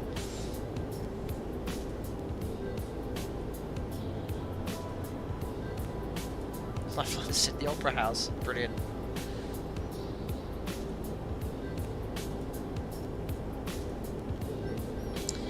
My Blue JL says, I have a friend who was a 7.4 cargo pilot, flew into Iran during the war. He had to evac his aircraft through the nose gear one time since the ground crew would not get him an air step. Goodness. Yeah, is there still any more Wizz Air A320s in Ukraine? I know for a friend of a friend who knew someone that was operating one of those aircraft, and they got some out by flying really low, didn't they? Crazy. Approaching Sitet. I should think that's the range in kilometres to the next waypoint. 5 kilometres, 2.6 miles, makes sense.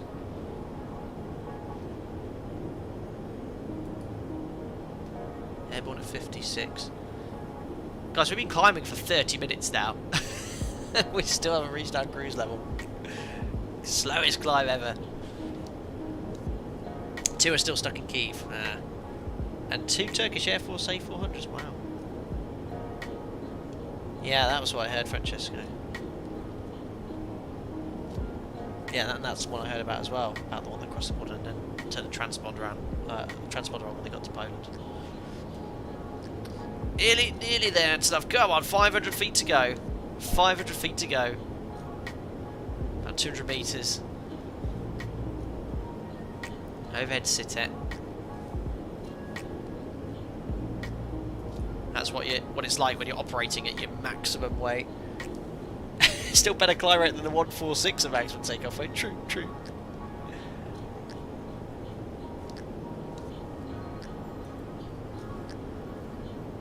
Nearly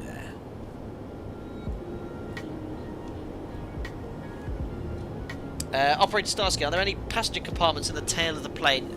All that's modelled in the interior, I believe, is this. So you can sort of have the full modelling of the cockpit, one of the doors, and then the little passenger area here.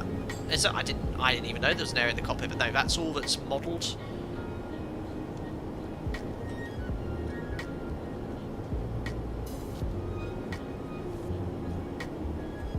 It's nice. There's a little porthole.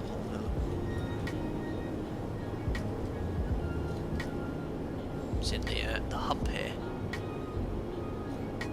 Perfect. Yeah, it's a challenge to fly this. It's a challenge. I comparing to the 154, the Fearless 154 NX plane, that is harder, but that is a fully modelled Tupolev. And every time I flew that, it's been a long time since I've flown it, and it's no longer in development by Fearless or in X-Plane 12, so I don't think I'll fly it again. Every time I flew that, that gave me a massive headache.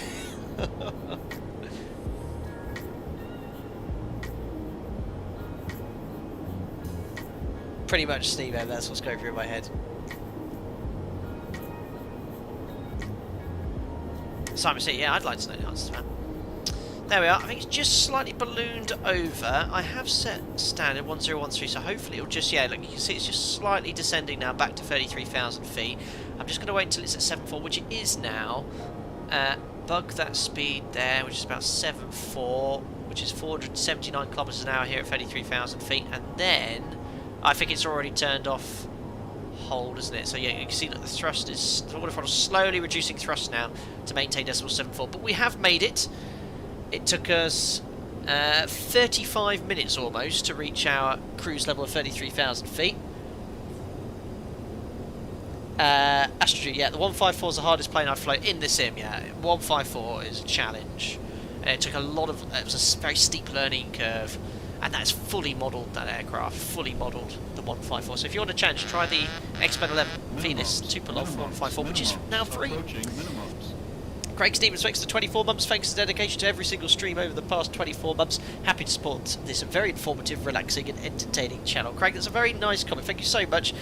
Glad you're still here. Glad you're still enjoying the videos as well. Love planning them. I flew a couple of days ago with a first officer who she was an instructor. She's actually leaving the airline soon. And I had no idea she knew about my channel. The first thing she said, I owe you 10 pints. And I said, what? Why? I said, because you got me through my type rating. It's lovely. I was like, well, thank you so much. But yeah, it's nice that you enjoy the videos as well. And a lot of people come forward. But when I went flying that day, she was asking, what are you doing next? So I said, oh, you know, I really want to, I can't wait for my days off because the Antonov has come out of Microsoft Flight Simulator. So I'm really itching to fly it. And you know, as soon as I get home, I'm going to download it and start practicing, which was yesterday. So I purchased the aircraft yesterday, installed it, and yeah, I love it. Love these sims, they're so cool. How's the FPS impact? Not too bad. I have Fly Live open in the window, and that's saying I'm doing 45 FPS. This is Microsoft Flight Simulator running on high end in 1080p.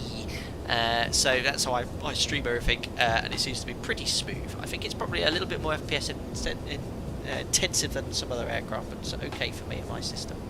Taylor L, will energy management in descent be hard? Now, because we've got a Western GPS here, it has a VNAV function, which will make your life considerably easier when it comes to descent planning. Now, if I open up Navigraph here, we're just on the north coast of France now, flying southbound, and we're going to be flying onto 32 left today for sure, because it's the longest runway and the wind's coming in from that direction. Now, arrival is going to be the Narak 7 November. We're going to be coming in from Limoges on the north to Narak, and you can see it says flight level 190. Now, after a bit of experimenting, I found that this aircraft, with idle path, well, with idle thrust in descent, sort of like a level change descent, maintains about 2,000 feet per minute. So, and I've also got speed brake, you can go here to VNAV, select the target altitude, or in this case flight level, so I'll put 190. 190. Let's say I want to be level 2 miles before Narak, so I'm going to put in 2 here. Is this cheating? I guess so, but it's here, I'm going to use it. 2 miles, no, on 2, then this on 0. And then before Narak, select your waypoint. And then choose your target vertical speed. So if we were to descend now at 300 feet per minute, we'd make that profile, but we'll descend at 2,000 feet. Press enter, and we'll refresh the page. You can see, look, it'll be 36 minutes till top of descent, and if we descend at 2,000 feet per minute at 30 minutes based off our present speed, we will level off at 19,000 feet, 2 miles per hour. So yeah, I think that's on this GPS in real life anyway, so really nice to see. It's the same VNav I use in the Arrow, says Dealey. Yeah, absolutely. Thumbs up for the Arrow. Cool aircraft. But yeah, and then you just you can set your vertical speed.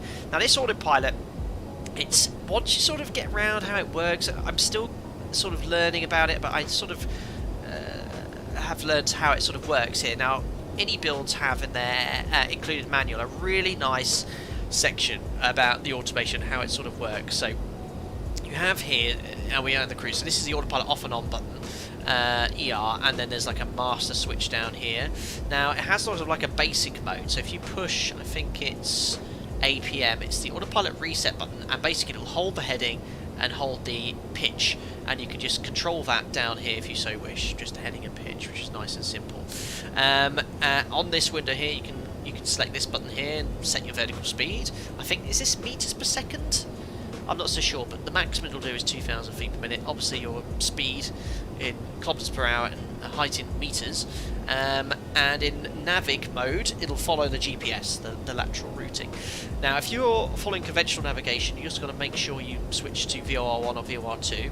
Or if you want it to fly the heading, you've got to make sure you're in course 1 or course 2, otherwise it'll fly the heading.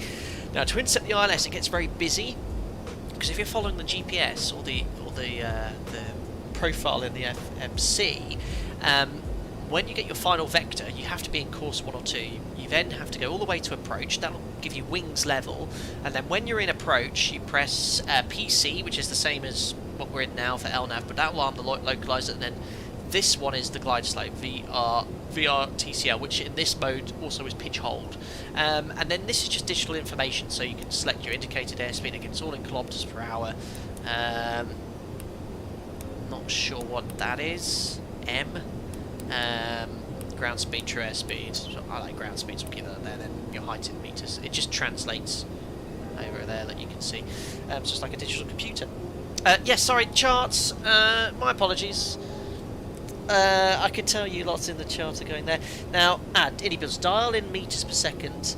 The tooltip in lock interaction mode will tell you it in feet per minute. Am I using lock? No, I'm not. But I think I tried lock, and in the lock mode I couldn't press this button here in the GPS, so I turned it off. 50, 40, we'll work it out there. 30, 20. Thank you very much, BBC One's David Dickinson, for your donation. What? What a Bobby Dazzler the Mriya is. Looking forward to it bringing back my 184 tons of tanning spray from France. I buy in bulk, you see, so it's cheap as chips. Unbelievable. Thank you very much, David Dickinson from BBC One's Bargain Hunt, am I right in saying? Thank you very much. If you don't know who David Dickinson is, let me get you a picture of him. He is well known for his TV show. He does wear, or have, a lot of spray tan. Who on earth was this? David Dickinson, the antique dealer. Oh yes, I found him. I'm sure some of you might have even recognised him. Let me just share the screen for a second. I don't know if I have a clue who that was. Right, here is David Dickinson. So you just know, and he does like a bit of spray tan.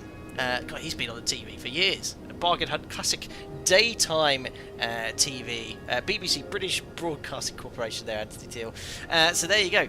Thank you, David Dickinson, a fan of the channel, and looking forward to receiving 184 tons of tanning spray. Actually, 200 tons, I'll have you know, or 222 tons. Unbelievable. No comment. Right. Top of descent then is 32 minutes away. I'm going to take this opportunity. He's the real deal. Brilliant.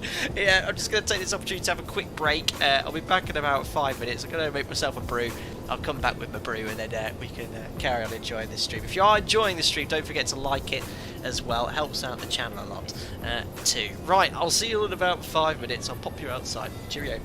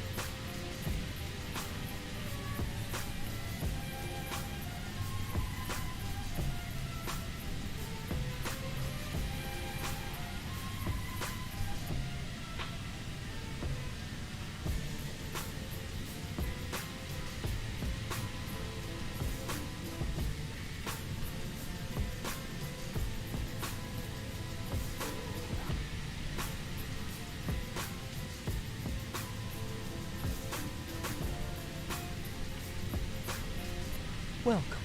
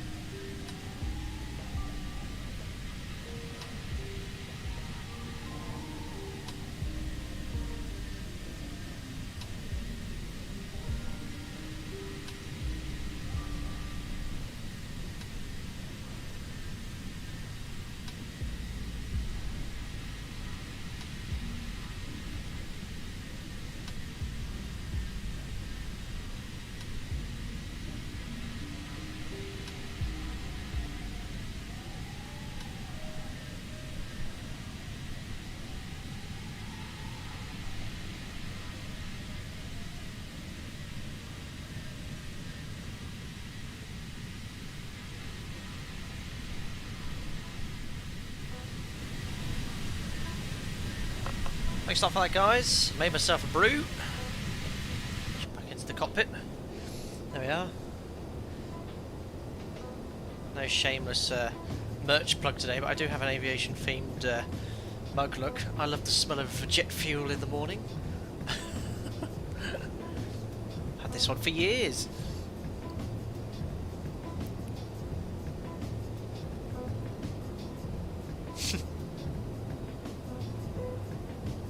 Perfect.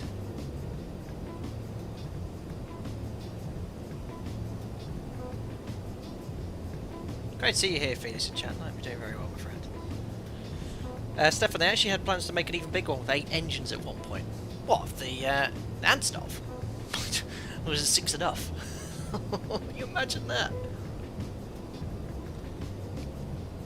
Is the tail like it so it can launch a space shuttle? Not to launch it, Boy Smith, but yes, the tail was designed like that so it could actually pop the Buran on the back. Exactly.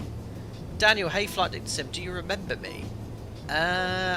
You're the active member in chat. You've just joined recently, I believe. I believe that's you. I do have a few hundred of you guys. I do try my best to try and keep up with as many of you as possible. Nickname of the 225 is Cossack. I didn't know that, Felix. Is that NATO's name, or is that actually what it's called? The N325 for the 8-engine one. Oh, it's actually called the 325. It was planning to be called the 325.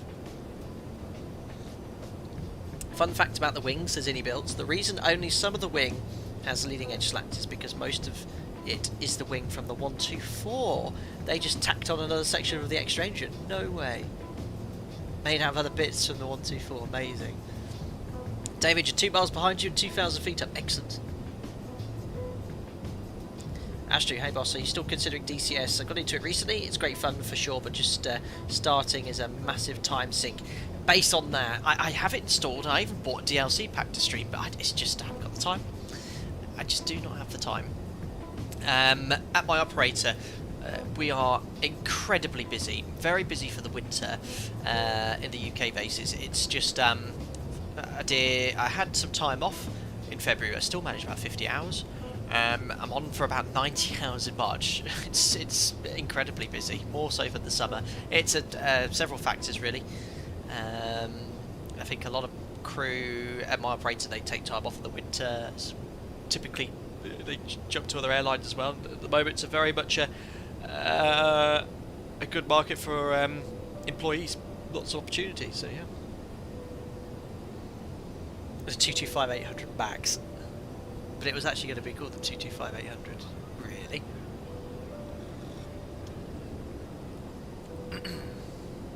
Yeah, there is one that there's an incomplete one, isn't there? I love the optimism operator start scheme. Well, hopefully the funds, the money from the sales will make its way towards you there over in Hobstall.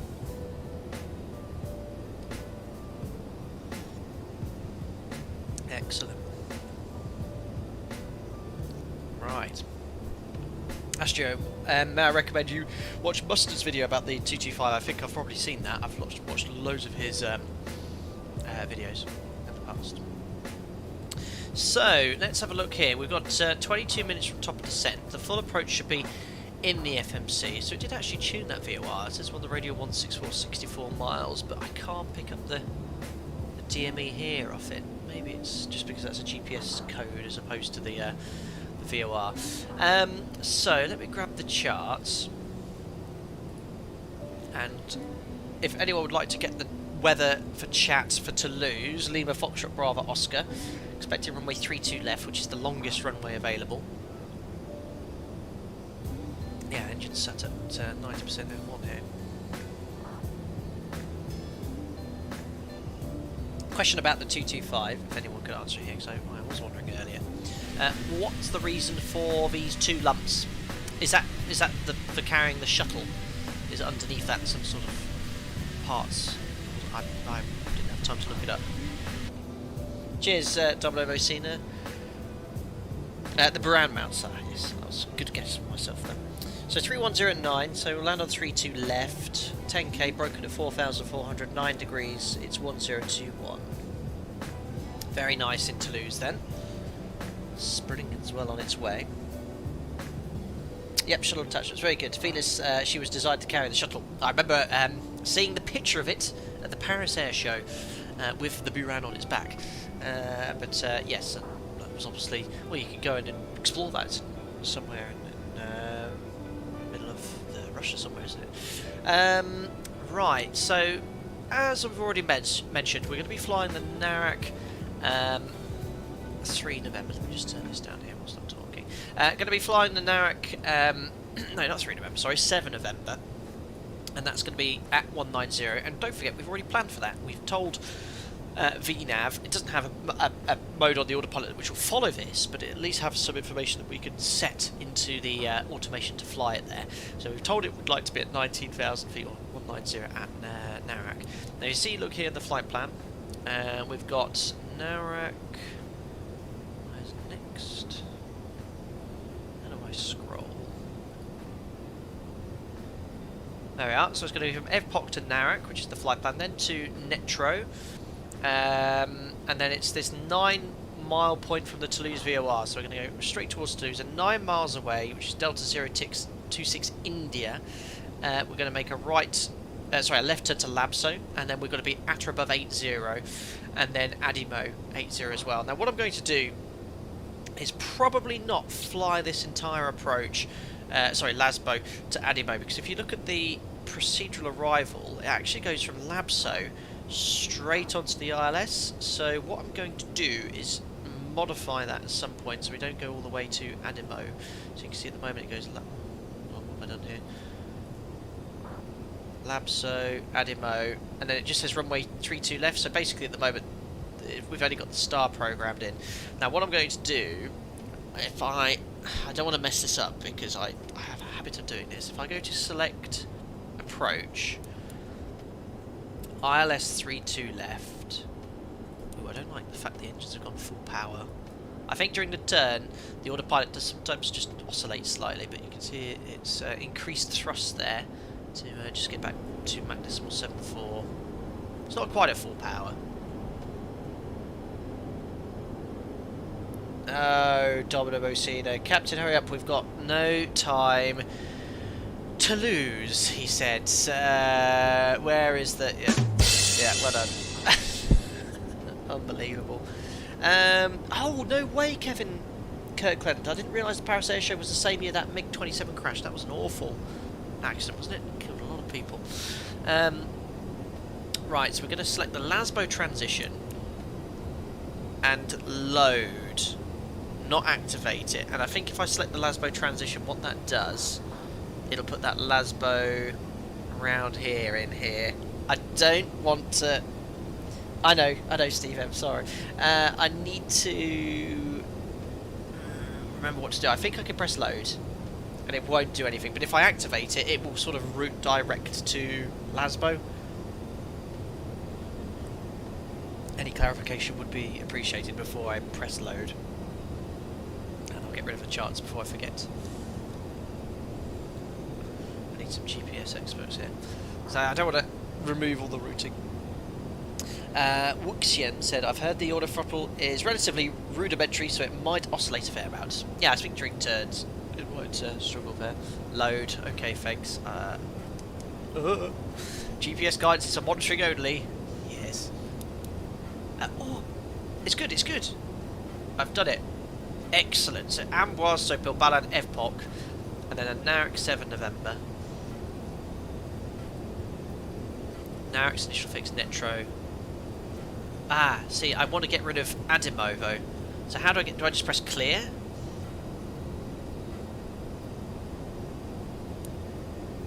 Oh, yes. No. I've done it. I've done it. Yeah, I think that's good. So that's the Netro. It's Netro, and then we're routing direct to Labso. So if you look at the arrival, there was okay, oh no, Netro, there we are, the 9 mile point, then to Labso, that's good. Then Labso, 1-to-1 Papa 16, that's good. And then round we go 135. And then onto the centre fix. I think we're good. We can always go heading select, but yeah, the track looks good, 142, then 280. Right, we can always go heading select if it doesn't quite work, or we might even get ATC and some vectors if we're lucky, but French VATSIM ATC is a rare thing. But I'm happy that's the arrival. ILS, I'm going to get it all set up now because we're going to be using the GPS all vectors to get all the way there, the procedural arrival. So here's the ILS frequencies. 1093. So we'll go behind my head here. Set 1093.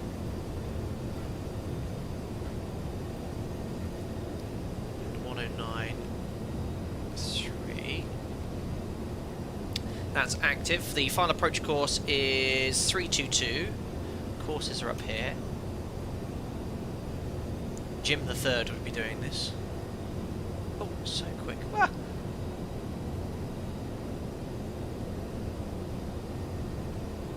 Three, two, two. Imagine if I was hand flying and having to set all the courses up back here. 3, 2, 2. So frequencies, courses, minimum 697, which is 200 feet AGL, and I believe the radio altimeter's down here. 200 feet's what, about 60-ish meters? So I'll set that there. So we'll hopefully get some sort of altimeter call-outs. I just learned this prior to the stream, so I haven't actually set that before. So we've got 60 metres for that minimum. MSA no terrain issues, 3,000 feet all the way around. RVR need is 1,200 metres. If we have to go around, I'll just set full power, retract the flaps gear, go to 250 knots. We'll climb outbound from Toulouse, or inbound towards Toulouse, sorry, then outbound 303, 4,000 feet, and then go around on a DME arc. I'm not trying a DME arc in this. That's it. We'll just self-position for another approach. ILS course is tuned automatically from the nav data. Interesting iniBuilds. See, I'm a Boeing guy. You Airbus like got all these luxuries. But no, in your A300 and A310 you have to set the course manually in the pedestal, don't you? His Majesty Jim III. Operator Starsky, I was near Mriya's hangar today with the journalists. They still have that small Cessna crashed by her giant wing stationed here, there near the hangar. The spare parts are being disassembled at the moment. And I'm guessing Operator Starsky, those spare parts, what's left of it, will hopefully go, if anything is done to rebuild it, towards the one that's already pre-built. Now, where is the one actually stored that's it's not pre-built, isn't it? But they were making a second.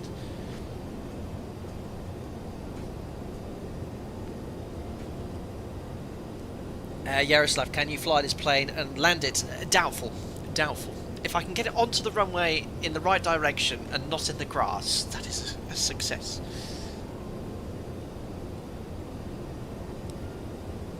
iniBuilds, I believe it's 300 metres, 150 metres, maybe 100 metres, minimum, then the remaining out call-outs would have been in person. Interesting. I have heard someone speaking very faintly and quietly on the approach, calling out something, but it is extremely quiet.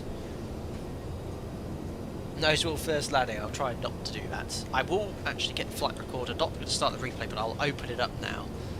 Just start telling me on approach if I forget to turn it on. I will tell you if I do remember. Where are you, flight recorder?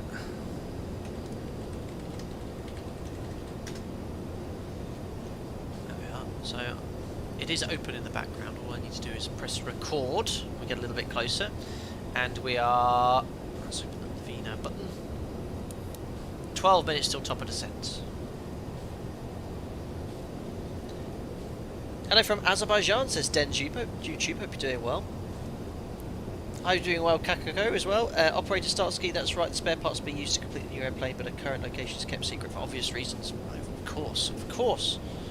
We'll not even dare speculate. Yeah, I'm sure everyone here, if anything like that is to happen in the future, will follow closely progress. iniBuilds, we've asked her to speak louder for a future patch. Perfect. Blacked Out says, do you see yourself ever moving to a larger airframe? For me personally, flying the NG, the Max at my operator, very happy. My roster gives me an excellent work-life balance, which I'm very happy with. I also live close, not too far from where I want to be, so yeah, you see during the climb, look, a little bit of a climb, look, 1,000 feet per minute. I'm very happy where I am, settling down. I'm hopefully going to buy a house at the end of the year with my partner, and yeah, it's all good. Brett, what's your ground speed? In kilometres per hour, 784 knots. Up here in, 785 kilometres per hour, 424 knots ground speed.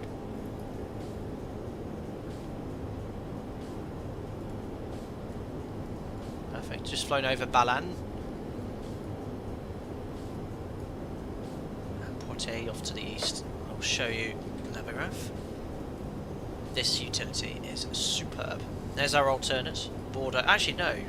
Bordeaux, I actually changed it to Marseille for this one, so I think we've got fuel for Marseille down there, but Bordeaux is closer.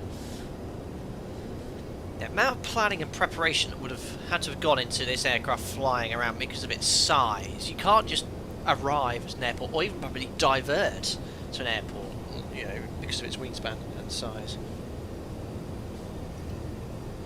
Francesco, honest opinion, do you prefer the 800 or the Max? Now, I've been flying the Max a lot last 3 or 4 weeks. I flew it first time months ago, didn't fly it again, and now we have a number at our base.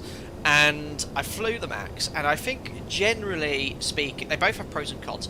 Generally speaking, I do prefer the Max, especially on longer flights, considerably quieter.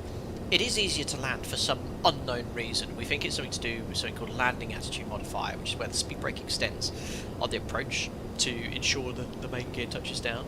The engine starts, though, they are a pain. They take ages. 2.5, 3 minutes per engine sometimes, due to BRM bone rotor motoring. But taxiing around is easy. There's got so much thrust and idle. Like single engine taxi, a lot more confident. In the NG, you can get caught out if you shut an engine down, especially if it's uphill. If you stop, it's game over. You're going to have to restart that engine. Whereas the Max has a lot of residual thrust from the leaps. I've jumped back into. I was called out of base 2 days ago. I had to get a 3-hour taxi out of base to operate, and it was in an NG, and it was the first time I've flown the NG in 3 weeks, having flown the Max, and it was a bit like, felt a bit more like at home. But then I flew back the Max next day again. I was like, So they both have pros and cons. I think the Max just wins it over. I love the displays. The ND is super cool. Ooh, come on, auto throttle. I don't know if that was a wind update. It's just I've lost a bit of speed there. I've got full power. But yeah, great. Dean Corbett, does the Antonov have LNAV? Yes, for all intents and purposes. We're following the GPS route in the course mode, which is following the magenta line, let's say. Right, full power. Wait, do the windshields have curtains? They do. It also has working fans. I mean, that's worth it in itself if we can work out how to turn them on. There we go. It's calling Jim at the moment, but look, you can rotate it slowly towards you. Vote if you do wish to have the fan on for the approach. I think I will need it on to keep myself cool. The animation's really good as well. Right, I feel like I'm about to fall out of the sky. 7-2. No, slowly accelerating back. There we go. Auxiliary ram air turbines if you open the window. It's great to see Ini and Felix collaborating there, unofficially, but getting tips and pieces from each other. Divert to London City or Luke. Interesting. 7 minutes from top of descent. Let's head back outside.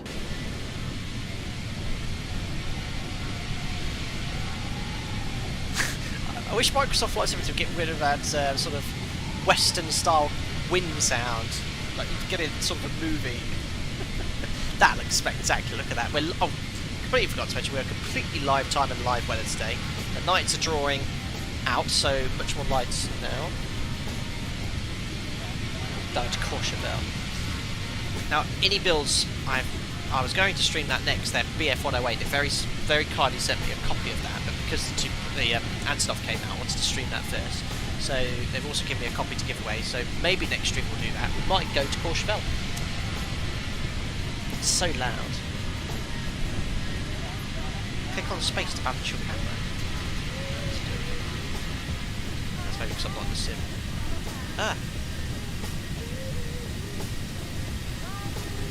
Does that actually do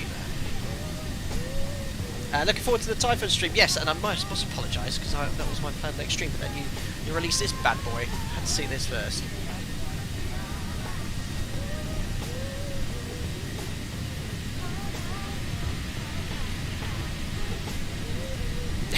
Yeah, it sounds more like you're on a ship's deck in a gale. It's like that. Look at the contrails for the 6 engines though.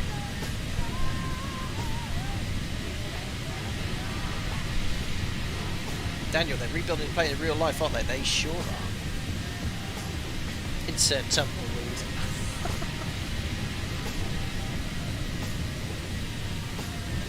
Just give you an idea of how much fuel we're burning at the moment.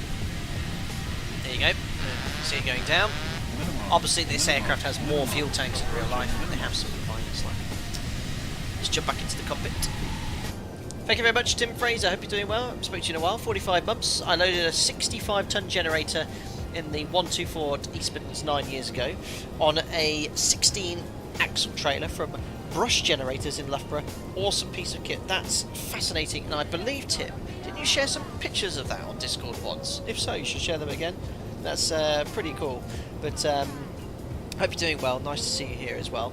And yeah, if you've got some pictures, be sure to share that in Discord. I think you might have shared them in the past, but I'd be very interested to see them again. And I hope you're doing well, my friend. Thank you. Oh look, Nightbot's come in with the facts.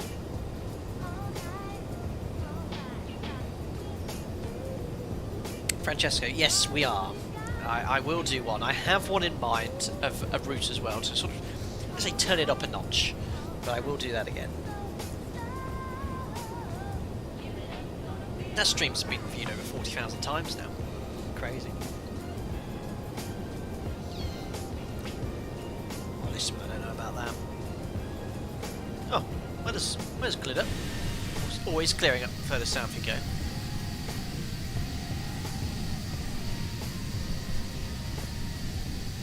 Yeah, you wouldn't want to be in the wake of that.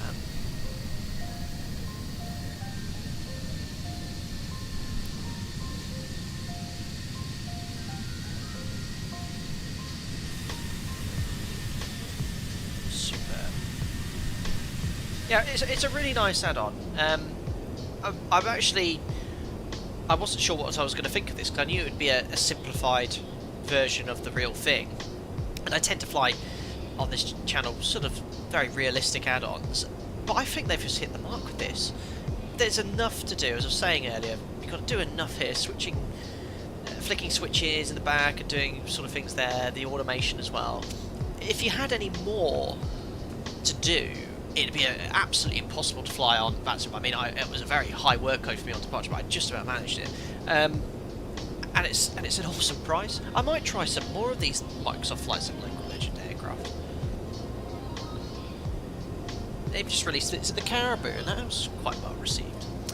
There we are. 2 minutes till top of descent. We're approaching our next waypoint as well, FPOC. And then we're going to Narek. Remember, Narek is where we need to be at or below flight level 190. If we have a look here at the chart, that is the SID restriction, 190 below, that's Narek, which we've already programmed VNAV for. We're now currently inbound to that waypoint. We'll be there in 10 minutes. 2 minutes to go. Francesco, we're too heavy, so we're dumping the spray tan through the chemtrails. Yeah, David Dickinson's got to get rid of a little bit of his spray tan. I think we'll be alright with 225 tons. So. Does the weather radar work? It doesn't feel this, no. Yeah, I don't think there's many aircraft in the sim here. So you know, not everything's not modelled. This isn't modelled. For example, the switches on the top here aren't modelled. But you know, the fuel pumps were, the hydraulics. Know what these are here. Yeah, these aren't modelled either, but there's enough modelled. For example, the engine-driven generator switches are modelled, as we found out whilst taxiing. Right, anyway, I think we need to start getting everything set up here for descent. 1 minute to go. Let's turn the music off for a second. So, converter, we need to be at 19,000 feet. So, 5,791 metres. 791. I'm only going up just to get to 91.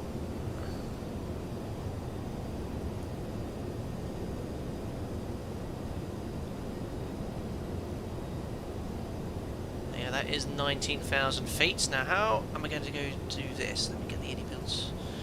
I want to initially do it in sort of vertical speed. So what I'm going to do is select vertical speeds and just, oh no, that's my fault because I had it preset to a higher climb there. I'm just going to set about 1,000 feet initially, just get the aircraft settled down.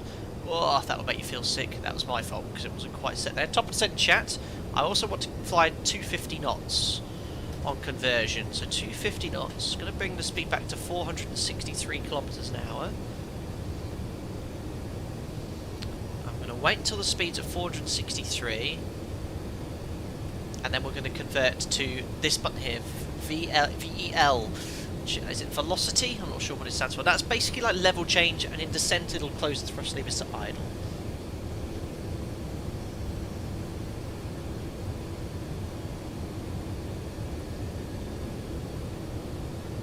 Descent to target. It's giving me a vertical profile of around 1,800 feet per minute.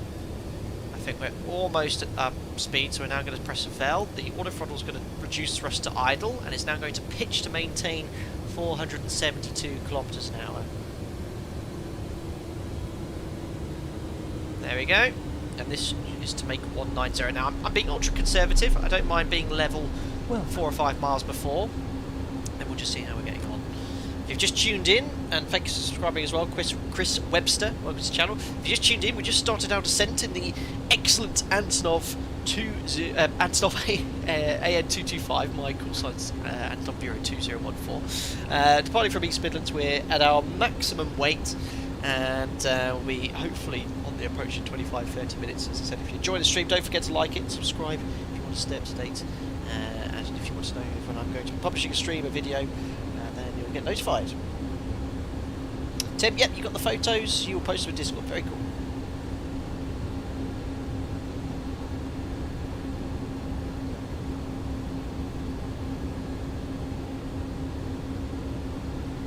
Oh, Steve M, full crew was probably 7, so it would be impossible to fly on your own with everything totally accurate. And as you say, it's busy enough and still enjoyable. That's exactly how I describe it. Well, you're going to see me very busy shortly, that's for sure.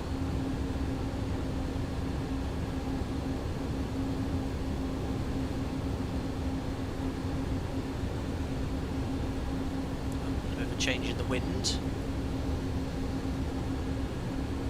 See the winds change because the autopilot's quite aggressive, I've noticed, because I think the speed's just changed at the sim and it pitches straight away to get back to your target speed.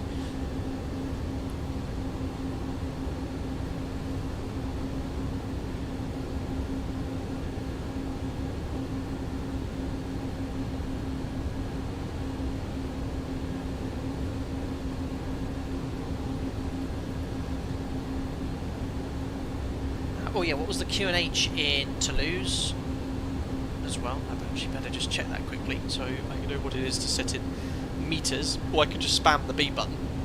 I'll just double check. Toulouse QNH is 1021.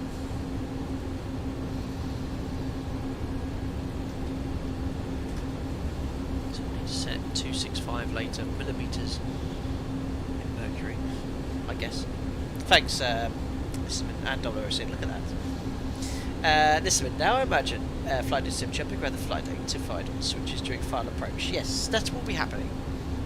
Steve, VL stands for velocity in aviation terms. How that refers or relates to what you're doing, I'm unsure. Well, yes, selecting that now, the aircraft is pitching. I think it's the speed button. It's pitching to maintain this speed, and depending on where you have the switches and where you've set this, if you set a higher altitude, it'll set climb thrust and pitch for that speed. If you're at a low altitude, it'll set idle thrust and pitch for that speed. It's like level change.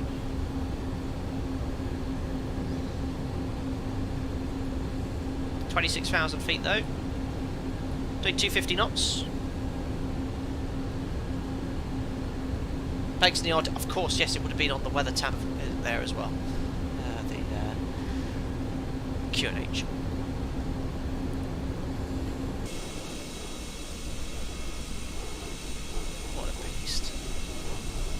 What's the approach speed like in this monster? Not too bad, because it has such a huge wing.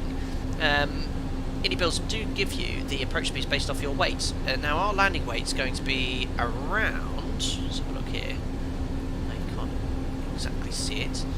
Landing weight, so we're 535 tons, so sort of looking between 450 and 550 on the higher end there. I'm going to probably bug about 147 knots. So what's that? I'll go about 270 kilometers an hour on final, and that's the approach speed. And I guess that's final approach speed. That's what we're going to be flying today.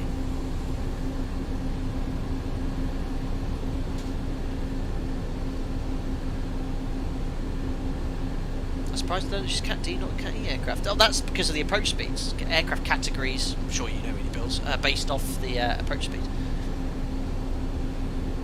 But that just proves how slow it is.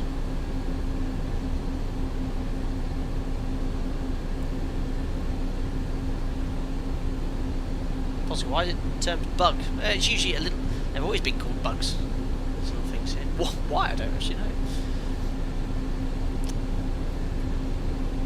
23,000 feet. Yes, we're going to actually just make sure we're going to make this restriction. We're doing just under 2,000 feet per minute. This says we need to do 1,500. This will decrease as we descent because our ground speed's decreasing. 3 minutes to go, 23, so we've got to lose 4,000 feet in 3 minutes, so we've got to average about 1,500. We'll just leave it as it is. Perfect, so that VNAV thing's working quite well. And I based it off 2,000 feet per minute.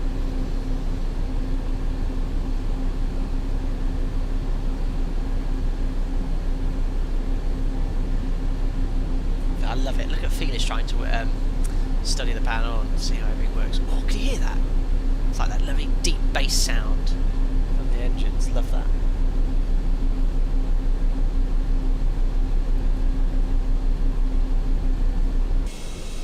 Contrails have gone.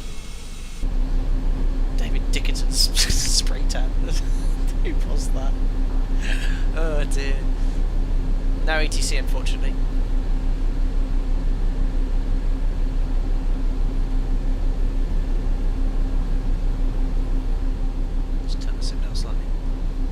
No, Rabbit, I predicted you saying that. We were thinking the same thing at the same time there. So approaching 190. In fact, what I'm going to do is go straight down to our next level, because it will be quite quick from here. I want to be at 80 at Lobso. So if I put flight level 80, we've definitely made this restriction.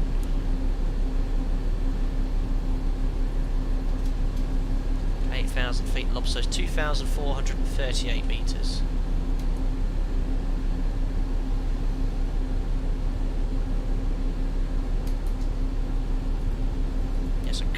Hidden click spot to quickly convert this from ones to hundreds would be appreciated. Maybe just like there, one of the screws or something.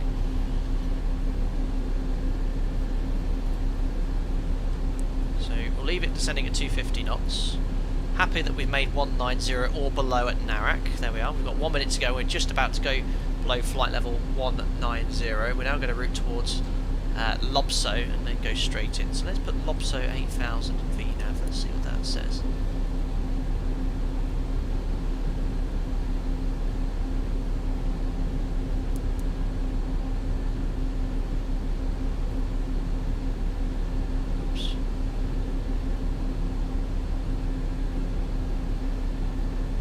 I keep saying Lobso, LFBO. Maybe a little bit lower. No, we have to be at 80 there. So that's set. I don't mind being a little bit lower. So 2 miles before the LFBO. So it says descend in 3 minutes. So what I'm going to do is we'll descend at around 1,500 feet per minute. And I'll use vertical speed. I'm already sort of doing that anyway with idle. But if I go, I'm saying 1,200, but I want to keep descending. I don't mind getting a little bit lower early. Yeah, I'll leave it and then we'll change. Anyway, made the restriction at Narak, next to LFBO 80 or above.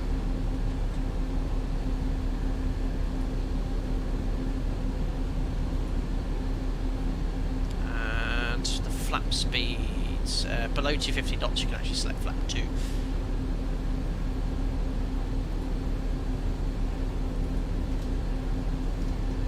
220 knots is that speed, which I want to do later. There we go. So comply with all the restrictions.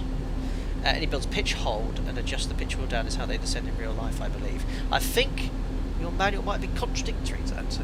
I think it said something else.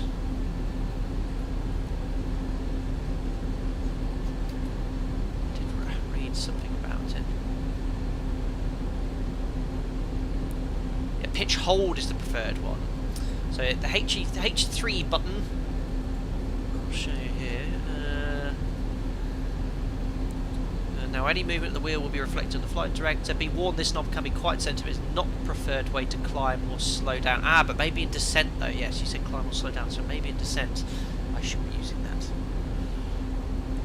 I'll leave it speed hold for now, but I will keep an eye on that. I don't want to be... So this is now saying do 1,000 feet per minute, so we'll try it. Let's press this. H3. And this was meters per second, wasn't it? Well, that's just... And I'm guessing this is feet per... This is in...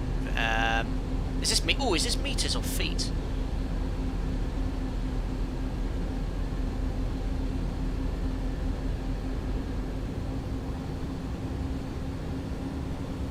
It looks like it's in feet per minute. So you can see the order throttle's now adding thrust to maintain 250 knots as we've set 1,000 feet per minute. Oh, look at this for a lovely approach into Toulouse this evening. Toulouse traffic on packet 7120 miles out for runway 32 left, estimated arrival time 30. Process in a bit.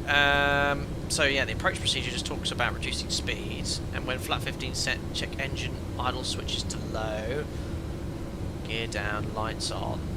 I know it's a bit early, but I'm going to turn the lights on now. So that was to extend the lights. Ooh, I think they already had them on. Oh no, that's to turn them on.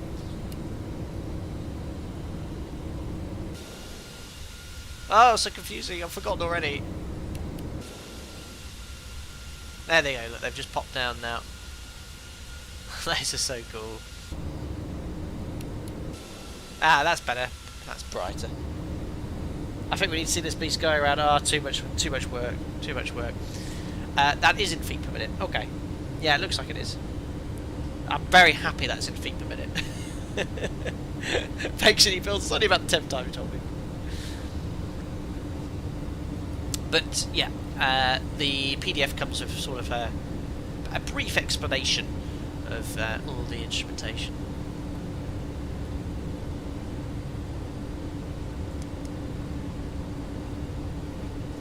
Again, just to show you where we are.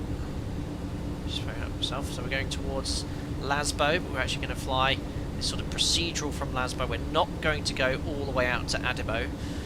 We're sort of cutting that out. iniBuilds goes this direction. Look, we're actually going to do this procedure arrival via LFBO straight onto the ILS. What I might actually do is go heading select initially, just if I need to lose a bit more height, just to get to 3,000 feet. Don't think CDA today. I'll try, but I'm right. Just get it nicely stabilised on the approach.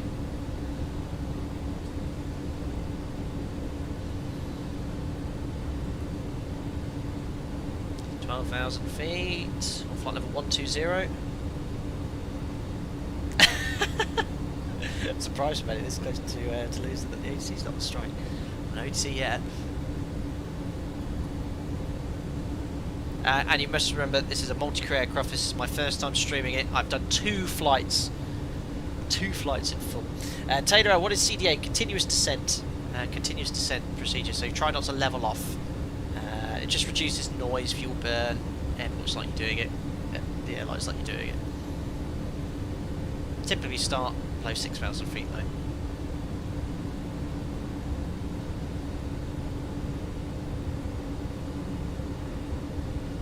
God, I don't know how to do this conventionally. So what all I'm going to do differently on this is I might extend the downwind slightly. Extend the downwind. I don't really fancy swinging round. The reason is, this aircraft, you have to switch from navigation to approach, and that puts you wings level. I don't want to do that on this continuous turn, so what I'm going to probably do is go out maybe to the NDB and then do a sort of an intercept heading probably around 280 degrees, and intercept that way, maybe from the platform as well. Remember that the MSA isn't an issue here, it's 3,000 feet, so there is a bit of terrain to the south, but I won't go outside of 25 miles.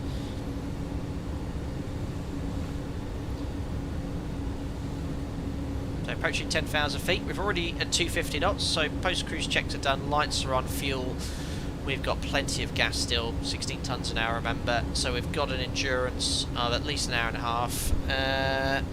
Standby instruments are set and we'll be levelling off at 90 shortly. So coming up to Lobso, we need to be at or above 80, which is, oh, we've already passed that point, it's the India point next. Oh no, we're actually quite far away from Lobso, so we're actually quite low. I've miscalculated my descent here slightly. We'll level off for a short while. Not too far off. I've just got to maintain 80 above at LFBO, so we'll level off at 80 for a short while. In fact, we're approaching there now 9,000 feet, so let's just reduce that vertical speed to around 500 feet per minute. Similarly, Bob, do you like us so far? Awesome add-on. Really, and I do mean that. I really do mean that. It's just the right level of what was the word I'm looking for? Detail. They haven't gone over the top and there's enough to keep you busy on your toes. There's more than enough to keep you busy on your toes. Look at this lighting.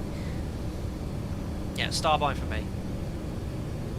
So we're inbound to Lasbo now. We cannot go below 80. An 80 set here. Going to be there in 2 minutes. So we want to be doing just slightly less than 500 feet per minute.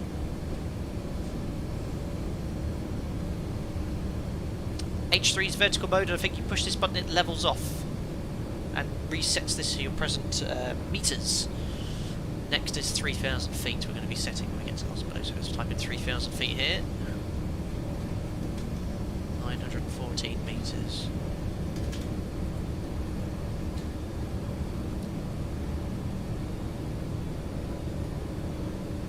You look hot, you need to turn your fan on. Okay. That's better. I am sweating here. Simply Bob, can we do some outdoor shots? Don't need to remind me, guys. The flight recorder's on. We'll do some replays after landing. Flight recorder's on. We've done a CDA pretty much all the way from our cruise level here. 1 minute to go until we get to Lobso, and then we're going to go onto a heading, and I'm going to self-position onto the ILS. We've got DME now from the ILS as well. Let me just match the heading bug. The beauty is if I turn on my yoke cam here, I've got the heading bug. Because it's down here, look, a bit of a pain to reach. I'm actually going to use the Thrustmaster throttle quadrant to set the heading bug, which is really nice for me. Toulouse traffic off back of 71, turning a 10-mile final, runway 32 left. Toulouse traffic, Council Bureau 2014, downwind, right hand 32 left. Okay, approaching 8,000, approaching Lobso, 41 seconds to go. And I will now set 3,000. We've just about made that restriction then. So 3,000 feet is 914 meters. 914 meters coming up.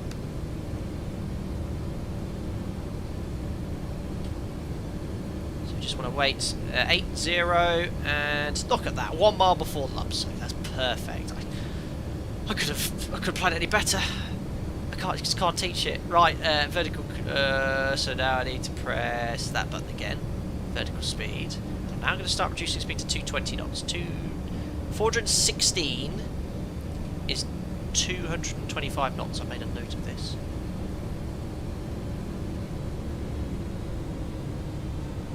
And because we're below 250 knots, which is 463 kilometers an hour, we're a little bit too fast actually, so I might just use a little bit of speed brake. And now I'm going to go heading select, okay, because I want to maintain my present heading instead of going all the way around straight onto the approach. So I'm going to delay the approach here slightly. So we're going to go heading. So I need to go to course 1 and then press PC. It'll now follow the heading bug, and I need to select down here Captain Lands. We get localizer and glide slope information now. It's no longer following nav information. There we go. And we're descending to 3,000 feet downwind, so 11 miles, and we're at 6,000 feet. A little bit high. If I was to actually turn final onto a 10-mile final, I'd be quite high. The airport's just off here to our right-hand side. Can't see it because of the sun. It's over there somewhere. At that weight, yeah. Don't forget about it's max landing weight. 12 miles, 6,000 feet. It's a little bit high. I'm going to go for quite a long final, guys. Probably like a 18, 19 mile final here.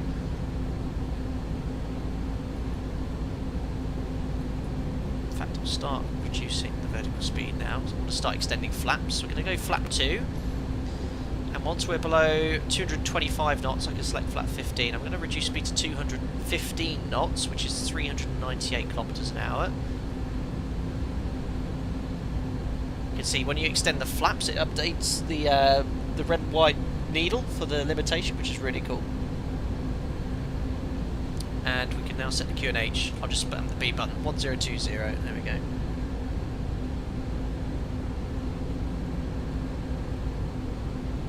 And for flap 15, I need to be doing less than 225, which is 416 kilometers, just a little bit less. 6, 12, 18. So I'm going to start turning as well. Take another notch of flops, reduce the speed to 390 kilometers an hour, and I'm giving myself an intercept heading now.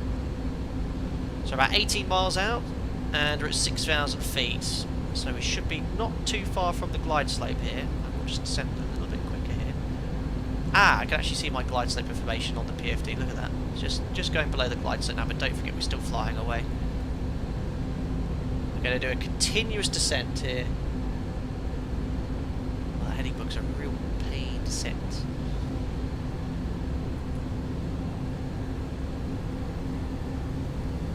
So flaps are at 15 degrees. We're doing 390 kilometers an hour. It's about 205 knots. Not leveled off yet. We're just going to maintain about 500 feet per minute now until we intercept the ILS. Correct sensing. Alarm forelock. So as soon as I do this, I press this button here. I just need to go to approach. Need a little bit more to the right actually. And now I'll go to approach, and now I select PC. That'll arm the localizer. In approach though, it won't follow the heading. It will just go wings level. Waiting for localizer alive.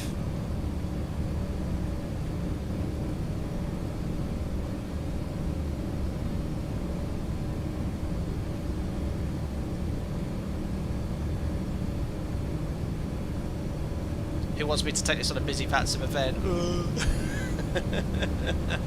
Look at this sun in our eyes. Flight recorder is on, guys. Waiting for localizer alive. Glide slope's coming alive as well. Look at this. Look at this. Just increase that rate of descent slightly because I don't want to intercept the glide slope first. Now, where is that localizer? 16 miles. Come on. Should be any second now. That localizer coming in.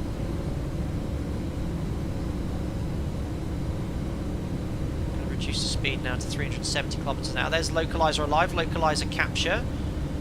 370 kilometers an hour, which is 200 knots. Runway heading 322 is. Oh, I can't actually set the heading. It's gone slightly through the localizer. It's probably the autopilot struggling with that. 14-mile final, continuous descent. There we go. There is 32 left ahead. Cabin tour, just kidding. Right, let's reduce our speed now to our final approach speed, which is 269 kilometers an hour.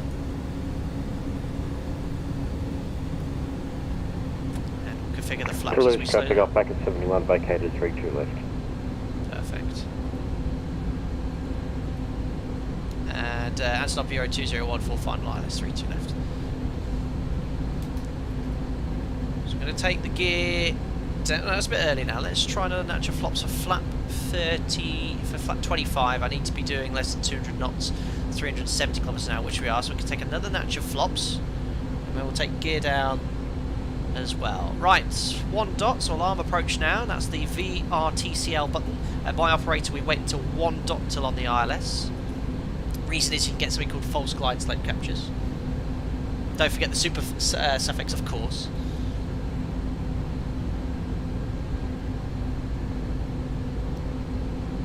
That's glide slope capture, approach on.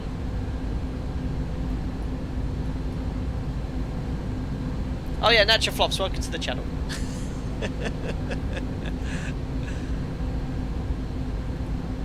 Verticals on. I don't know if it's on glide slope capture yet.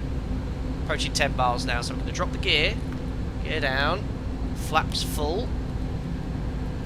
Just going to pitch up. Oh, look at that aggressive pitch up from the flaps. Look at those wheels dropping down, guys. There we go. It's intercepted glide slope now, I think. God, it takes a while to get down, doesn't it? Whoa. Right, gear down, flaps full. We're at our final approach speed, 269 kilometers an hour based off our gross weight. And we'll just quickly wrap through the landing checklist here, just to make sure I've not forgotten anything important. Approach checklist, we've already configured.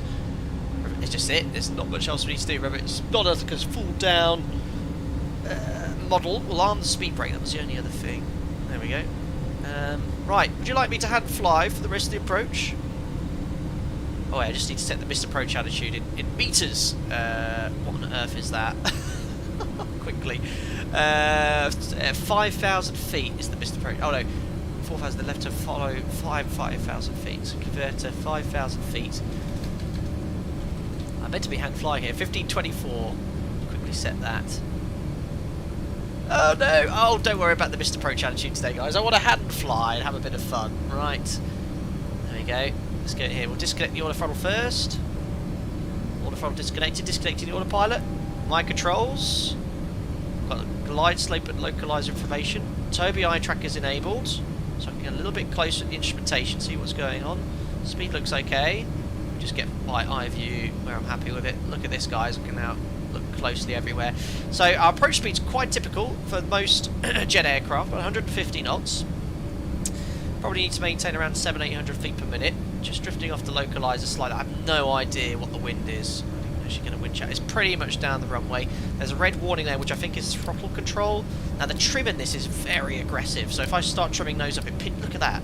I literally held it down for a second. It trims up so much. So I think the trim needs to be toned down slightly. I've never flown this aircraft. Never, of course, will fly any aircraft like this. But I should think the trim was a little bit too sensitive. Localizer glide slope looks very good though. Approach speed looks perfect. Just take a little bit of thrust off here. Drifting a little bit right of centre line. Localizer glide slope's okay. I hope I haven't forgotten anything major. Gear is down. Flaps are good. Glide slope showing us on profile. Perfect weather. A little bit of thrust coming off. Yeah, see the airspeed jumping up and down slightly. Ooh, watch my rate of descent, a little bit high. I just heard someone speaking to me. 3 reds. Very, very sensitive pitch there. I'm having to make very, very small inputs. Let's get back onto those pappies. I'm just doing about 500 feet per minute here to get back onto the profile.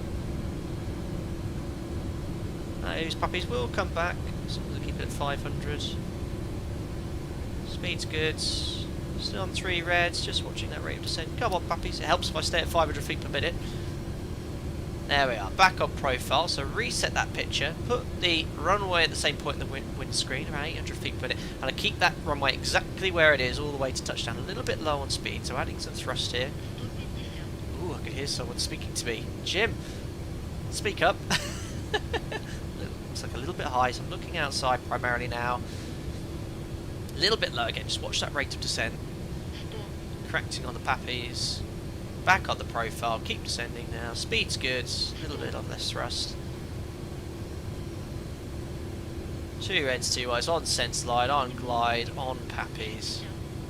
Continue. I think that was the minimum score. Right, we're very high up here, so if we see 3 whites, that might be normal. 3-2 left, over the threshold, look towards the end of the runway. Start checking now, close. Hold the attitude. And I'm down. I don't know what that was. Looked okay. I'm probably about 200 or 300 feet per minute. Right, speed brakes up, reverses.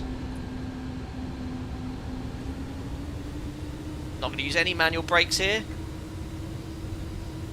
It's 200 kilometers an hour.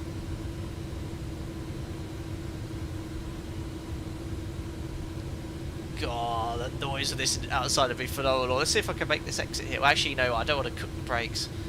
150 kilometers an hour. I'm not using any wheel brakes here. This is all reverse thrust and speed brakes. Like, it looks like I'm doing 60 knots, but it's probably a little bit faster than that. 100 kilometers an hour still. Right, we're cancelling reverse now. And ladies and gentlemen, welcome to Toulouse. We made it. Our first ever stream in the 225. Excellent. What do you think? Superb. And I haven't even touched the wheel. I'm touching the wheel brakes now. Absolutely stupendous. Very, very nice. Right, we'll take the next left. Wow, that was a really quick. You know, I only installed it yesterday, but we got it here in one piece. I can't believe it. Right, 10 knots for the turn. This is the lovely Flight Beam Studio scenery for Toulouse. And then we will now taxi. I'll show you where we're going to taxi to. So really brief that. I don't know why I didn't look at any landing performance, but it was quite difficult with any calculator. So I'll vacate here. We're going to go here. I'm going to go in via Sierra 40, and I think this is the engine testing area for Airbus. They do all their engine runs here. It's a huge apron. I thought it would be quite suitable to park here for the size of the aircraft. So we're going to go in left here, in via Sierra 40. And then we'll do the cleanup as well. And then the replay. There we go. We've got belugas here. Superb. Well done, iniBuilds. Well done to everyone developing this aircraft as well. I don't exactly know. I know iniBuilds were sort of, it's very iniBuilds in here, and then I don't know if Microsoft Flight Simulator had any involvement in the development as well, but it's a superb aircraft. There's an aircraft just taking off there as well. Antonov Bureau 2014 is taxiing via Sierra 4 to the engine run-up area. There we go. Shame there was no ATC, but yeah, maybe I'll take it onto a busy event. I'm confident enough I can get the plane to do what I want it to do. Watch out on turns, don't scratch the control tower. It is a beast, isn't it? Right, let's do some sort of clean-up here. I'm going to wait for Sierra 4, which is all the way down there. Let's get the checklist out. After landing. So landing lights off. Oh, this switch here, it's gonna drive me insane. I'm leaving it.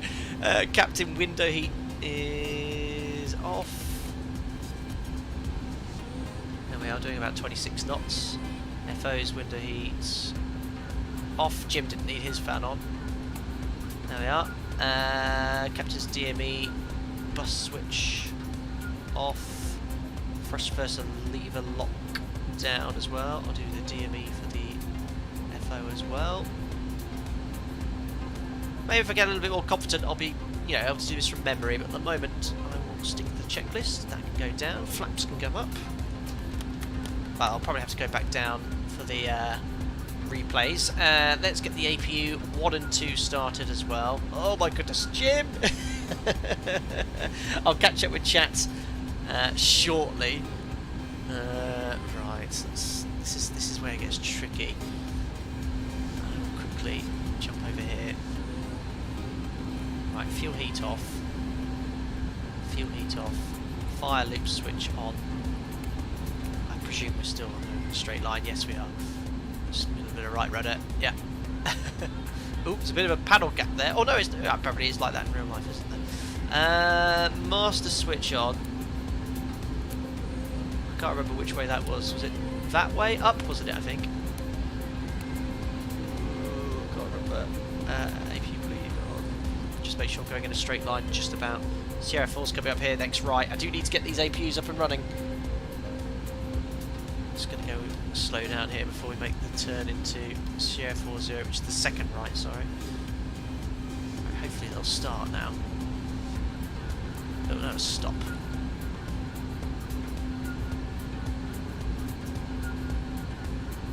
I'm going to have to see where I'm going, guys. Yeah, next right here. Good luck there. Oh no, right, this is where we're going to park. 10 knots for the turn. This is the only place I could find which was suitable on for the aircraft to park. Yes! I can hear APU starting. We've got to slow the speed brakes. I did a thing. Both APUs are starting. Look at that. 1 and 2. See, we've got aircon. I know. Big blowy fan. Sick crew need for taxi. And I think all the cockpit lighting controls are down here. Aha! Yes, they are. Ooh, that's bright. Grass. Right, what I'll do. Oh, I don't want to hit anything here. There's a huge windsuck. We're just going to go right in the middle. Look how cute the belugas look. Yeah, look at the belugas. It's definitely got the lights on. Yes, if iniBuilds could have a few more English, I mean, I know it's against authenticity and stuff, but I know they have some items in English. If they can have the rest of the panels, that'd be a great help for us Westerners. Right, we'll stop there. Parking brake is set. Let's have a look at the rest of this checklist. Approach, landing, after landing. APU started. Fuel and hydraulics and parking brake set. All lights can now come off. So I'll put them all the way up here because we need to retract those lights, which they are retracting or retracted. And then that can come off. Strobes can come off as well. I don't know where any of the lighting is for the overhead panel here, guys. Fuselage lights. nav lights, we'll leave those on. Logo lights already on. Strobes can come off. Instrument nav master switches can all come off. Many switches. This is the first time I've done this, by the way.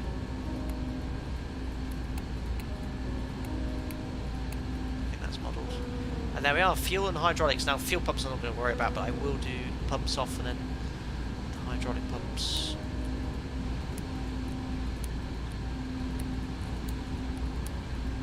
And fuel valve switches to rich, which they are. And then engine shutdown is APU on the generator, I guess. Which is over here, APU generator switches. They are already on. And then it's the engine generators off, which I was very good at doing at the start of the stream.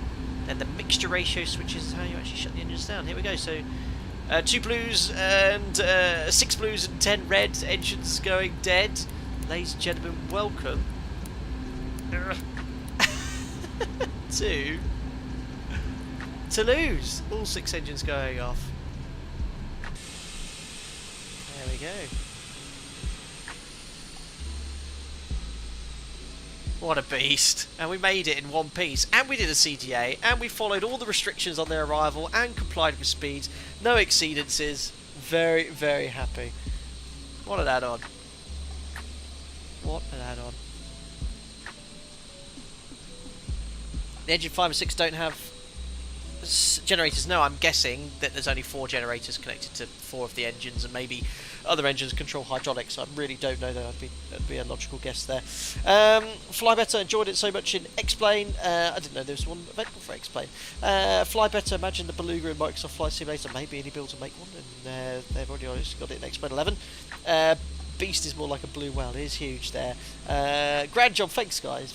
Yeah, really pleased with how that went there. Can you park near the Beluga, please? Oh, I missed that. But just as a size comparison, I won't change the scale of the camera there, but look, there's the nose, and you can see, look how the engines barely fit in. Let's go over to a Beluga. And you just look at the wingspan straight away. Look at the size difference. I have to go so much closer. I should think maybe the Beluga's a little bit taller. Not with the tail, though. I have actually shut the engines down, haven't I? Oh yes, I have. Yeah, big difference in size. Big difference in size. Look at this. Absolutely amazing. All buildings in danger. I saw that comment there. Lots of nice words coming in on the approach there. Thank you very much, Fly Better. Not sure I'd be able to fly very well, but it'll be getting it to support the course. Very good, James Moss. We keep practicing. The iniBuilds forum's got loads of tips. I don't know if you'll find this video useful. I mean, I got it from A to B if you watched it. I tried to explain what I was doing, but the iniBuilds 225 comes with a PDF document with a checklist and some really good information on the autopilot, which is really, really useful too. Right then, guys, let's conclude it there. I will turn off Fly Live. And yeah, awesome. Thumbs up approval for me. Seal of approval from me, this add-on. Was it 16 quid? Don't forget, if you do wish to purchase it, all of your all the money goes directly to Antonov to either rebuild the next or last remaining 225 or some sort of memorial. It'll go to a good cause. It'll go to the Antonov company, which obviously must have been hugely disrupted by the ongoing conflict in Ukraine there as well. Yeah, iniBuilds, I hear the Discord guy is pretty helpful too. Is that you? iniBuilds, thank you so much for popping and answering some questions as well. Appreciate that. But yes, go check it out. It's available in the Microsoft Store in-game for you to purchase. It's just the right balance between keeping you busy enough, lots of switches to flick, and being able to fly it with a reasonable amount of accuracy. Had they actually done a full-blown, you know, level D version of this aircraft, it would have been too much. And you know, on a channel, my channel's 6 years old, and I've always wanted to fly sort of very realistic aircraft. It's the first time I've sort of, when I heard about this, I thought, oh, what will it be like? You know, will it be too much of a compromise? I think they've got it just right. The balance just right. So really, really nice to it. I might try out some of these other Microsoft Flight Sim Local Legend aircraft. But yeah, it was great. Really, really fun. We'll 100% fly this again. We'll be hopefully brave enough. Hopefully I won't leave it too long. We'll try and take it onto a busy VATSIM event. We'll see. Now, I must stress, if you want to take this aircraft on VATSIM, you know, be competent enough to at least comply with ATC instructions. I mean, you saw on takeoff how busy I was there. Just be confident enough to take it online before you do it there. I know VATSIM, it can cause problems on the network, and obviously doesn't count for VATSIM, comes for other networks too. Anyway, that's it. Yes, Johan, I will perhaps consider that. I was considering that actually for today's stream, but I just wanted to select slightly less than 2 hours, which probably would have been actually put into Ukraine. Anyway, we'll plan that perhaps for another one there. Anyway, let's have a look at the replay, which I actually remembered to start here. We'll put the time back a little bit as well, as the time it was on the approach, probably 10 minutes ago, so we can actually enjoy it a little more. So it's something like that. Perfect timing for this flight here. We need an alpaca livery for it. We sure do. Yeah, we've got 225 tons of capacity here we can carry, so we can definitely like at some point see an Alpaca Airways livery for this. It would be so cool. Excellent. So let's turn that down here, and just make sure I log off of VATSIM as well. That's now disconnected, and I'll get to the replay set up here in the background. Perfect, that's done as well. Where are you? I'm trying my absolute best here to get it all done meticulously. Replay music is on, and that one's off, and it's taking a while to load. I press replay already. Oh, there it goes. Excellent. Right, let me just get you a little bit closer towards the runway here, because I did it quite early. Just pause that here. I'll just let it load in a little bit as well. Let's just go from there for a while. Just continue the approach, let it load in. Oh, look, should we watch the gear extension a little bit closer? Look at that. Look at the door animation, it's really nice. I think the sounds are a little bit muted as well. The engine's actually on. No, the engines are off for the replay. Maybe they're slowly spooling up, or maybe I should press the... maybe I can press the quick engine start. I don't know what this will do here. This might completely break it. Ooh. I think I might have quick started the engines. Although they're all off.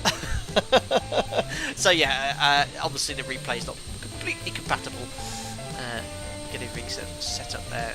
Let's now have a look at the landing then. What was my landing rate? I can't actually remember. I didn't actually see what it was. It was quite... I was pretty happy with it. The engine's actually slowly spooling up now.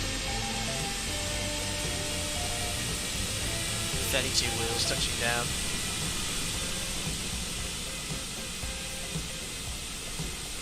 Yeah, I'll take that. Oh, look at the suspension there. It was probably a tad firm.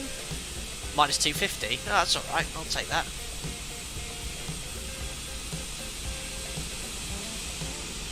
It's still spooling up for the replay. And I just used reverse and speed brake. Oh yeah, I have to control... Oh, the speed brake's already up. There they go.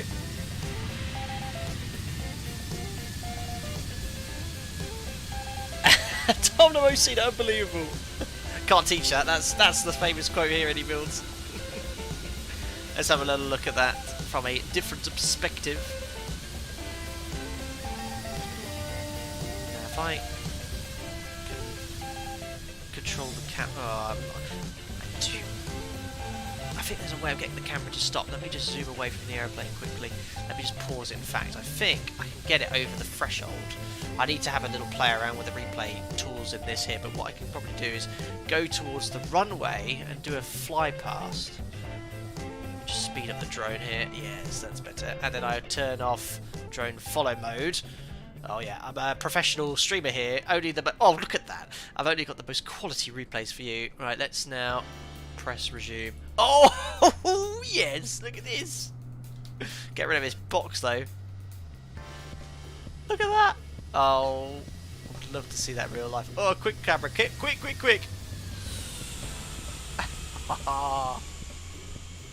Little bit off centre line, but actually, to be fair, look, I was crabbing into wind, and by the time the nose was down, I was bang on the centre line. So happy with that. I think we'll just do that one more time. Let me just crank up the volume. Well, it is already... Oh no, I can have it a little bit louder, actually.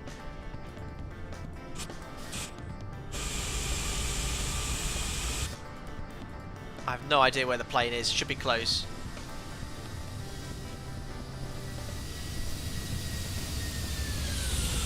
Oh, yeah.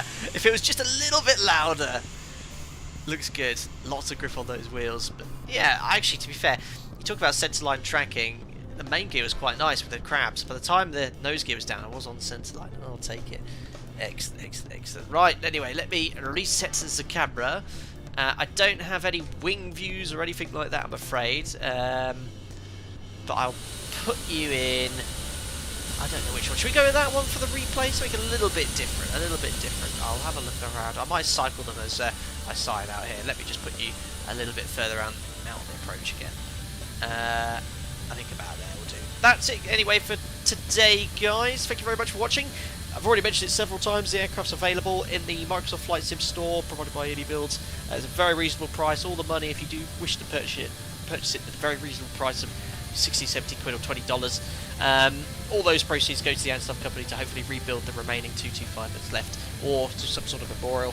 Thank you very much to everyone that tuned in as well. If you are Ukrainian as well, we're all thinking of you, of course, on the ongoing conflict. Hope you stay safe and well.